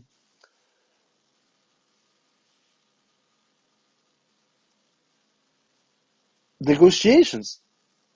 Who is going to negotiate anywhere if the first thing you hear that, okay, you may have won the war, but you're never going to have peace?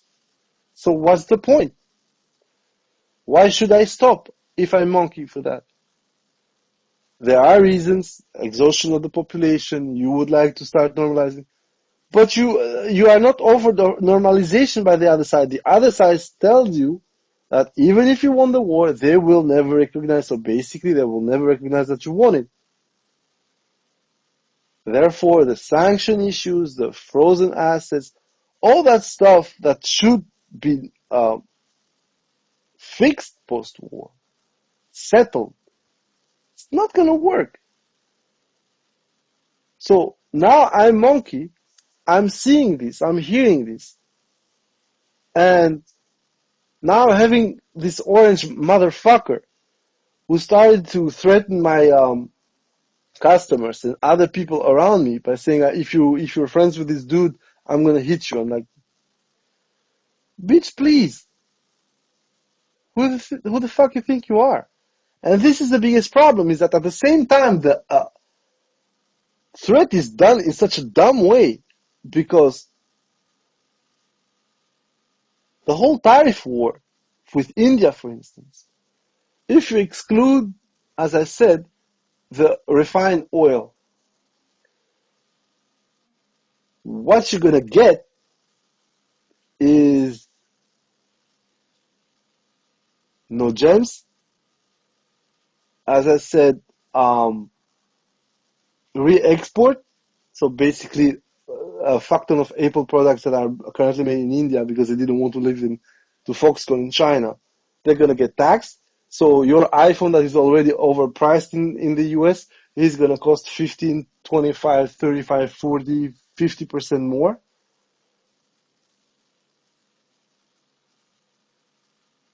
So Apple, that already had huge issues with fucking Trump over China, now is gonna have issues with Trump over India.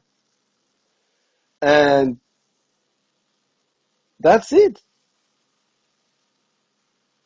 That's it. There's nothing else to say. We are assisting on the most retarded attempt to do anything about this war. Meanwhile, The Russians, as we're seeing right now, they don't give a fuck. As I said, right now the Russians with the Chinese and the North Koreans are part of the SMD axis, and for 6 to 12 months, they're not gonna give a fuck over Trump for real. The announcement, oh, I'm ready to meet Zelensky after a technical team establishes the order of the day and all that bullshit. So basically, the usual stalling. On top of it, what is Zelensky gonna talk about with Putin? Let's be honest. The only thing that Zelensky knows to do is to just shit through his mouth about stuff that has long been gone. We want 1991 borders, we will never recognize Russian. Okay, whatever. Okay, you know what? Bye. Putin should just go there, hear his nonsense, and then say, you know what? Okay, my friend. It's done, it's over. Rain 100 to 100 Iskanders over the fucking place and then nuke it, and that's it. So far, there is no discussion possible with Zelensky because his backers are maximalistic to fuck. The only thing that the ceasefire has attempted to do so far, and to do, is just allow the Ukrainians a breather. I do not see why is it so complicated to understand. Of course, it's not complicated to understand. It's just the motherfucking idiots at the Pentagon who are super happy and super grateful for this opportunity to kill Russians with other Russians, and also to insist on stuff which is absolutely ubuesque. It's the same thing with Israel, by the way. These people are actually genociding other people, and it's fine. The only threat is to recognize the two-state solution. Two-state solution that right now I think is 37% of what the state of Palestine should be. So what the fuck are you going to recognize? It's literally recognized in Ukraine with 10 oblasts out of the 24. Or 9 even. What does that even mean, honestly? The whole principle, and this is why Pokrovsky is so important, why Monkey should never let it go before having taken it, is that it is the first domino into the set of the end of the war for Donbass. Once that happens, then it's up to Monkey to decide what he wants. But in my opinion, the best thing to do, and see where the Russians are right now, is to go forward in Dnipropetrovsk. It's a absolutely fundamental step that the Russians should take. And they should absolutely go for it. Not because they should keep Dnipropetrovsk, or they should have a Dnipropetrovska Narodna Respublika, but because at this point there is no way the Ukrainians are going to let go of the Zaporizhia part beyond the Dnieper and the Kherson part beyond the Dnieper. The only way to get it is to grab part of that Dnipropetrovsk Oblast in equal surface as what you're going to lose beyond the Dnieper. And of course, it's very interesting to start creeping towards Dnipropetrovsk while isolating Zaporozhye, because, as I told you, there is no way there's going to be a third phase, and that third phase should start with the assault on Dnipropetrovsk Oblast and on Dnipropetrovsk itself. Huge city, it's true, but with a huge Achilles heel, like Zaporozhye actually, and that's it. But third phase starts there, you take out Dnipropetrovsk, you advance towards Kaniv, and suddenly you have a huge envelopment going forward. So yeah, guys, whatever happens with this phase of the war is just going to be interlude for the, in my opinion, the end game between 2028 and 2034, 35, as Zalupichka said. And he, on that aspect, he was absolutely right. But it's completely depending on how fast this phase is going to die down. And of course, this phase is not going to die down without a couple of huge key cities getting lost from the Ukrainian side.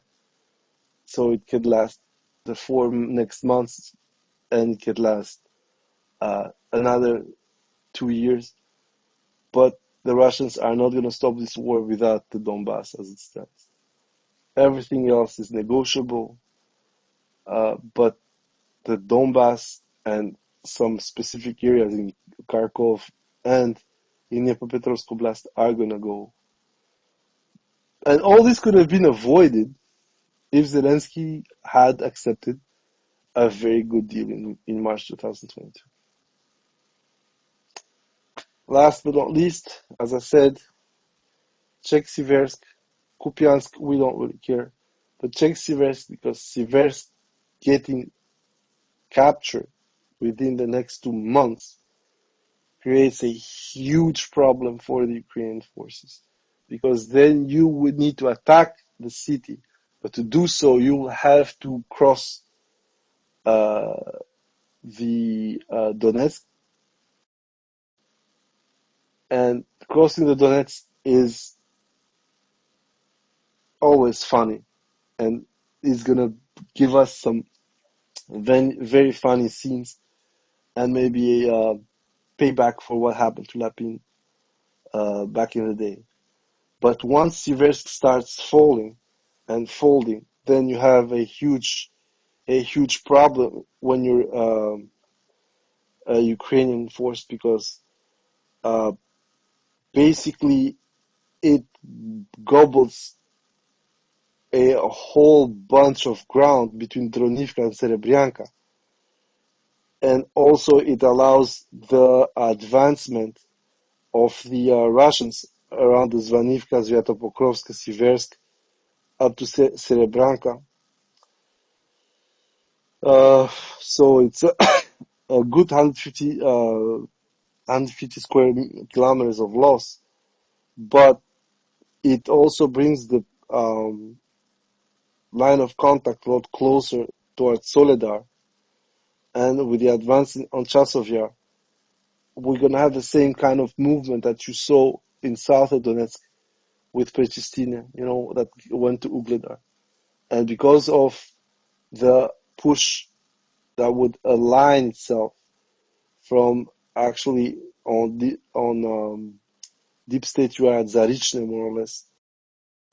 So if you put Zarichne, you lose Yampol, you're going to go through Zakitne, Zhivka, and then Vasilkivka.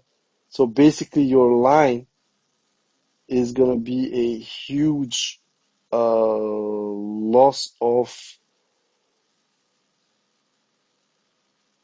I think, 400 square kilometers, something like that, 530.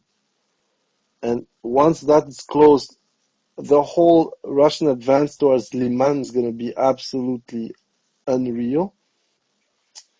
And this would go hand in hand with the push towards Borova and then the Oskil. And once you are on the Oskil area, they're going to start the operation of filleting them. But as I said, the biggest issue with losing Siversk right now, beyond the tactical and operational situation, would be a huge moral blow. This one, honestly, guys, is going to stink for the Ukrainians. Pokrovsky doesn't fucking really matter, because, to be honest, it served its purpose as of now. Like, it held the Russians back. The whole Kursk debacle made it a lot worse for them. But at least Pokrovsk, well, it is what it is. But with losing Seversk on that movement axis, and if the Russians do it properly, so which is like, they got Pokrovsk, they turned their fire towards Seversk, and the push from Siversk to Sloviansk by knowing that the Ukrainians cannot cross to the Donetsk without getting pummeled, then you're going to have this huge choke point towards Kramatorsk, and they're going to push both from Chasov Yar, Maisky, Markov, and all that part. At the same time, they're going to move up to Konstantinovka and try to move to Shkovka. So the choke point at that moment for the sister cities would be exactly 17 kilometers. Given that they're already attacking the highway from Dobropila going to Sloviansk and Kramatorsk from behind, I just let you imagine how bad shit would be. But once again, this is for not short term. If Siversk falls, or at least is entered within the 2 next months, then a lot more trouble is going to point out for the Ukrainians. Once again, to me, if the things keep going like this for Pokrovsk, at earliest it's going to be in October, mid-October. But if indeed what we're seeing with this Russian forces already entering from South Pokrovsk and pushing towards the city and forcing the Ukrainians to start making these attempts to clean them out, then we have a huge problem in the sense that Pokrovsk might fall earlier than October. But that would also mean that the Ukrainians would have saved manpower, would have pulled them from Mirnograd. And what you're seeing right now, the resistance around the Rodinsky and around Pokrovsk, is not as much to defend Pokrovsk, but to avoid unnecessary losses by keeping these guys locked. Because right now, the guys are around Moskovsky and Novoekonomishny, so you have a huge area where, okay, this is deep state, so there are things that are not 100% correct. But you have a huge 40 square kilometers area that serves as a buffer from the east to Mirnograd. However, as we know, the Russians are already far closer from the north. There are 2 kilometers based on 2.70 kilometers based on deep state. But in reality, given how things are going and they are really over Krasny Liman, that means that they are less than 2 kilometers. And then Mirnograd is going to cost the Ukrainians a lot more if it's not evacuated, especially because it has this tandem structure with two parts of the city, one being the industrial area with the mine and the other being the city itself with the private areas. And then the connection to Rivne with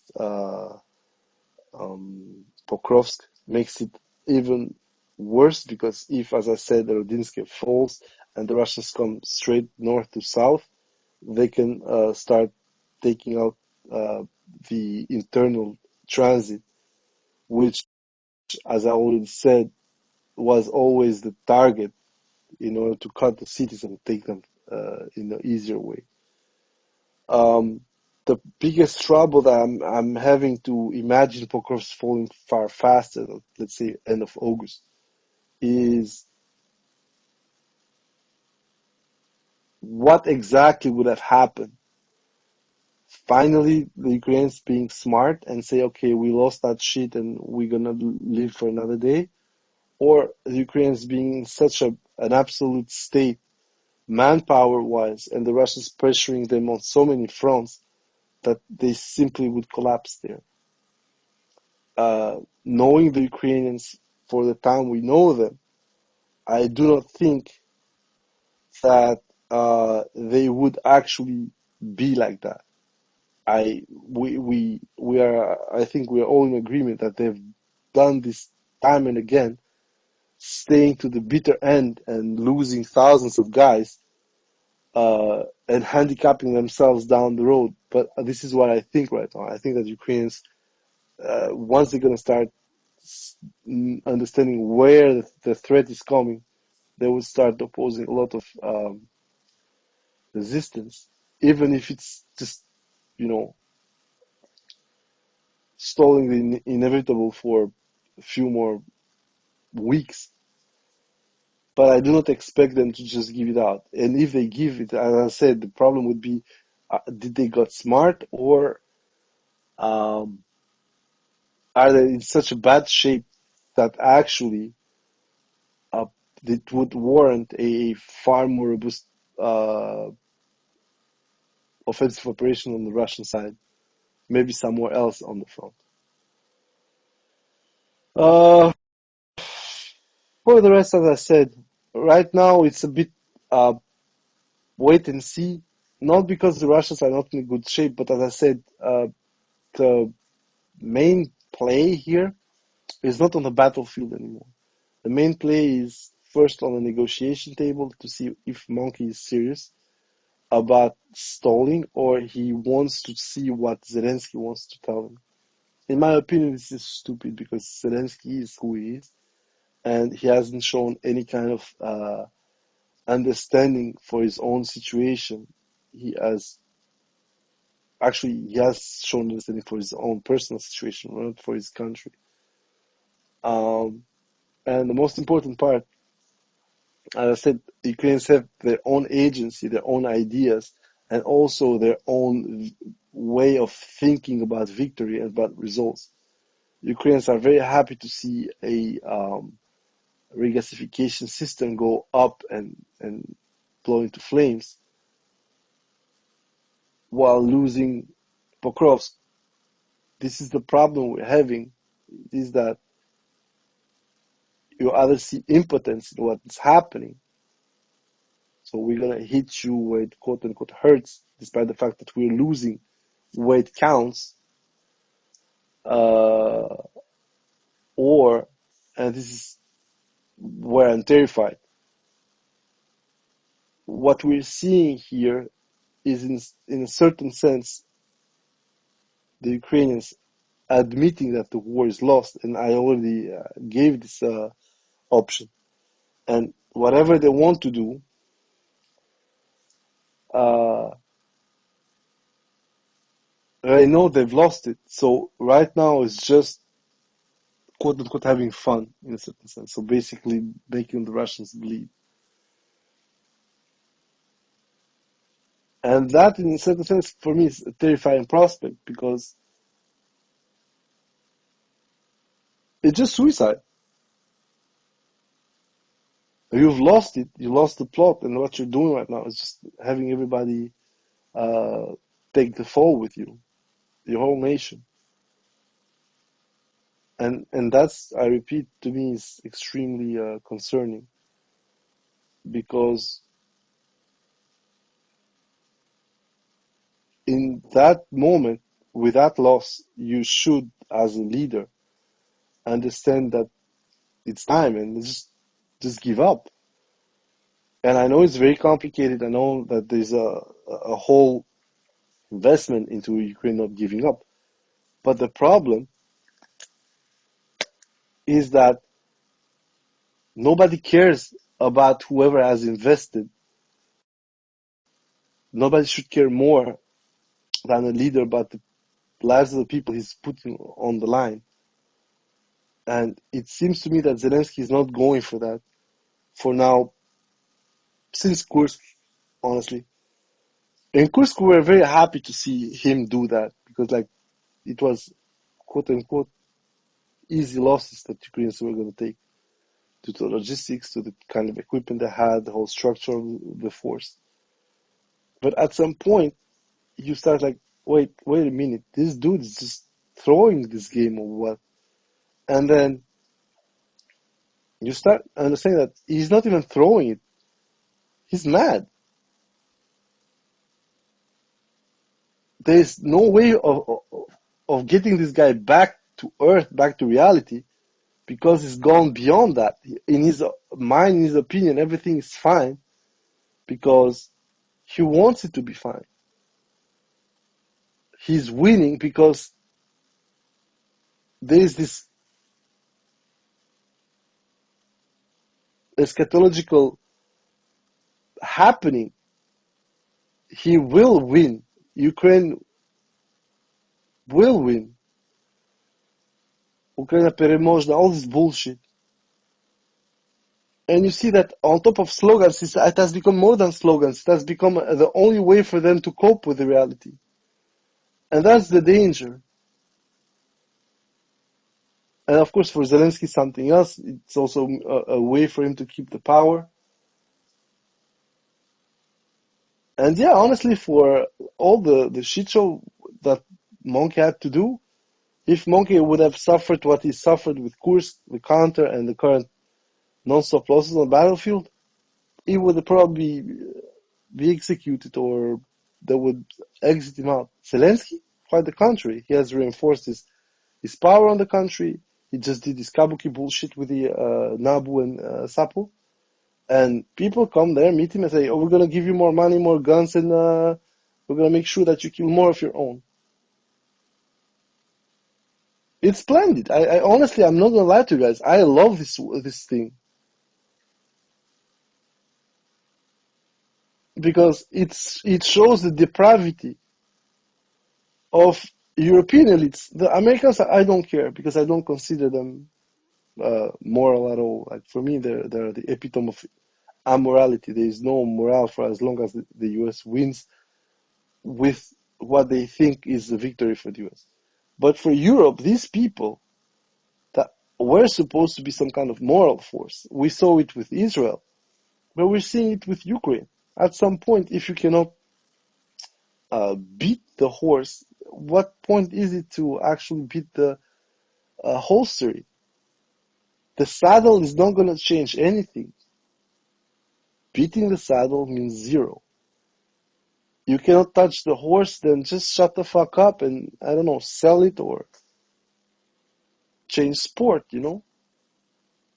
But Europe has gone into this mad trajectory where at some point they were supposed to use this rearmament to restart industrialization with Europe. But now that they're in the pickle with Trump and his tariff situation, the whole industrial revival is going to be worse and worse. So it looks like it's the sunset for Europe as this emancipated, self-controlled, self-determined world power. What we're seeing is just that Europe's interest got hijacked by smaller players who had beef with Russia. Russia's invasion of Ukraine is a watershed moment for sure. It's extremely violent. It went against the vision that people had of Europe. Although in reality, once you start looking closely, Europe still had wars until the end, even at the beginning of the 21st century with the situation in Macedonia with the Albanians. But generally speaking, as I was saying, Europeans, for some reason, decided that they weren't human anymore, and then war, violence, all this shit wasn't for them, and everything would go the way they wanted by soft power, nonsensical 300-page directives from the European Commission, and that everybody who wasn't okay with that, well, depending who it was. If it's Israel, how about a bigger quota for your tomatoes than your shit? If it is some bum hole in Africa, how about we invade you and we call this Operation Suck My Dick or stuff like that? And yeah, this is the biggest problem. This is where as I said, I'm completely baffled by the fact that at the end of the day, the biggest obstacle of peace will not be Ukraine or Russia, but will be those who back Ukraine.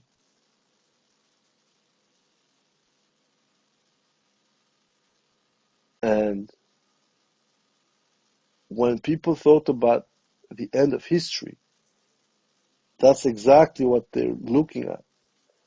idiots who are completely and ideologically compromised with regards to reality, and who almost 4 years after that first slap of reality into their faces are still thinking about turning back time instead of, okay, this is what it is, let's discuss it, let's understand what we want, and let's see where we want to go with this. Europe, the only steps that Europe took to avoid the future, any kind of future escalation, is to swap one quote unquote controlling power energy wise with another one. And now that the new one, so the US, which was already in the house, the fox was already in the hen house. And now the US is pressuring Europe for stuff like trade and the trade deficit. For the exact same thing that Russia was looking at Europe, coming at it, and try to stiff arm Russia out of resources based on a bogus situation with Ukraine. And it's very funny because that's exactly what I told you. These people lock themselves into a fake reality that they made up, and now what we're seeing is the result of that. And the result of that is that there cannot be any kind of real solution in this war. Not because of the Russians not stopping the fighting or the Ukrainians, but because the people who have decided what to write about this war are stopping Ukraine, will always stop Ukraine from actually doing the only thing that would probably save part of Ukraine for Ukraine. Even if tomorrow Zelensky falls and is replaced by someone who wants to make peace with Russia and, say, fuck those chloroplasts, Europe will probably depose him. You're going to have another Yanukovych story. If not straight up pledge a coup against him and execute the guy. And of course, the Europeans are not alone. But that's the thing right now. The biggest problem with Trump is tariffs, the pressure he tries to put in order to stop the advancement of the Russian army, the way he's talking about this stuff. I'm like, what the hell? All of this is exactly where Biden stopped. Not because Biden was some kind of a genius, whatever, but Biden knew that the backlash at that point, especially right now, given what Trump initiated with the tariffs and the way he treats the rest of the world, Biden knew that the hit on the American economy long term would be a huge, huge, huge problem because it would accelerate decoupling and it would accelerate the dollarization. And a lot of people say, yeah, but it's not going to happen. And I'm like, I wish it wouldn't happen because at some point at my age, I'm fine with the system as it is.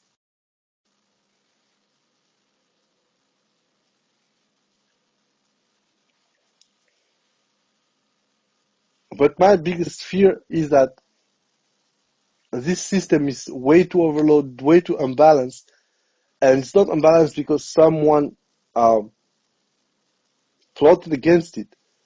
It's simply the way the system was built and the leeways it had for specific sides of the system, that those literally thought they would get away with everything. And here we are. That was, guys, it was a bit long, it was a bit confusing. It was aiming at actually pointing out the real problems well within the Ukrainian leadership, but also why I do not think this war is going to get solved legally by the way Russia is fighting or Ukraine is fighting. That military victory or defeat is not going to be the end of it. And unfortunately, because of that, we will have a third phase. And that one, if things keep going like this for Ukraine, and also for Russia, that one would be an absolute shit show of dramatic proportions. Because in this case, Ukraine would literally have to go for a Hail Mary, both in defense and offense, or we will have a actual foreign intervention. And that's not something you want to see, because foreign intervention, given who's going to be able to lead it, and if it's half-assed like I think it's going to be, it's just going to be a escalation towards something nobody here wants, which is a massive destruction of the European continent. So, yeah, that was it, guys. In short, Trump is working in unison with the Ukrainian leadership to stop the progress towards Pokrovsk because, as I said, it's a domino. The attitude and the way Trump is doing this is wrong, and it shows that he's not understanding his own economy. Any peace talks, despite the victory or defeat on the battlefield, is right now impossible due to Ukraine's partners. And most importantly, the linkage between Ukraine's partners of the Ukraine situation and the global system makes it extremely impossible for this system to keep going like this without an implosion or a major transformation. And that major transformation would be a defeat either of Russia or of Ukraine, so basically its backers. And given what the Chinese are being saying, and given how little it would cost the Chinese to back up Russia, if we get to that point, because at the end of the day, as I said, for the Chinese, getting Russia in its orbit as a real junior partner, not some kind of,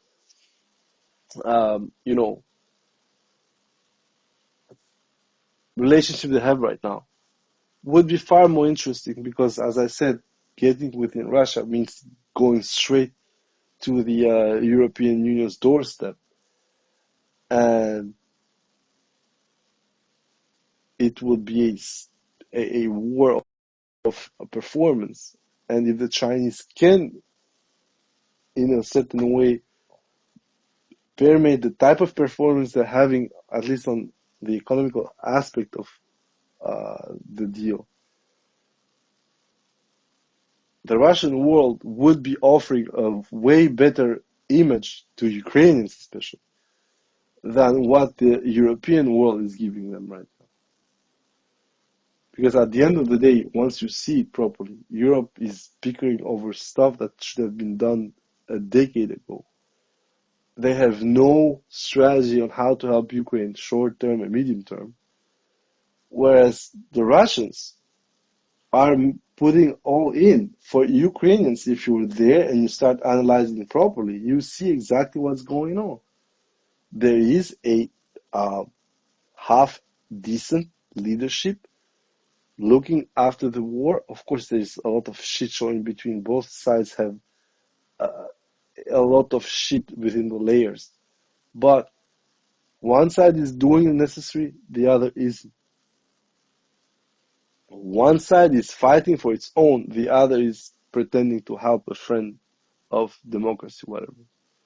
This is something I said last time. There is a clear inadequacy between the backing of Ukraine and backing of Russia. Russian backers, they are letting Russia follow a certain type, and Russia is also calling the shots on what they want because they are also producing most of what they need for this war. On the other side, the hand-me-down policy from the EU and the US is simply making Ukrainians dead, and body bag material without the same kind of successes that the Russians have. And everybody's going to say, oh yeah, 100 Russians for 1 square kilometer, we're going to get, and how many Ukrainians for -1 square kilometer. And this is the biggest problem we have right now. People have stopped making sense of this war as a specific calculus. The whole point is, and this is something that I want to summon Pedotua here, because he's had some very specific thing. Said like, yeah, if you think that with drones your infantry is gonna do the same things that they did before, think again. And I'm like, infantry actually, in a certain sense, is doing better because of the FPV and the lack of artillery support on the other side. The FPVs is true, they're gonna pick 1, 2, 3, 10, 20 guys, but they're also gonna leave 20 other guys passing through. Remember that for as long as the Russians were trying to storm Marinka, and there was plenty of artillery and places when the Ukrainians could hide and fire their shit, Marinka was an absolute nightmare for the Russians. It took like forever to take it. Since positions like Marinka, despite the FPVs, have gone down faster, and the Russians have accelerated the movement. And of course, people are going to say what I say, because the FPVs bite both sides and offer the same cons and pros to both sides.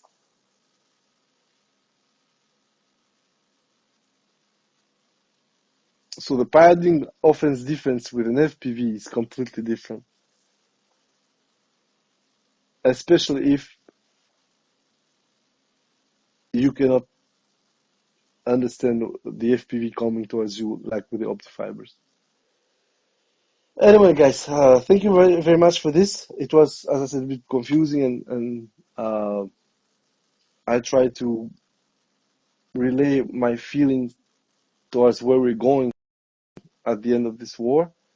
I am having a huge issue making the same kind of synthetic threads that we had with Tatarigami before, for instance. I will make one for Kofan when it comes to Rubicon and the drone game and everything. But at the end of the day, as I said, it makes no sense, because it's like old man shouting to clouds. That clown is never going to read my thread, and also never going to make any kind of mea culpa, because I've already criticized his threads and his friends' threads and stuff like that.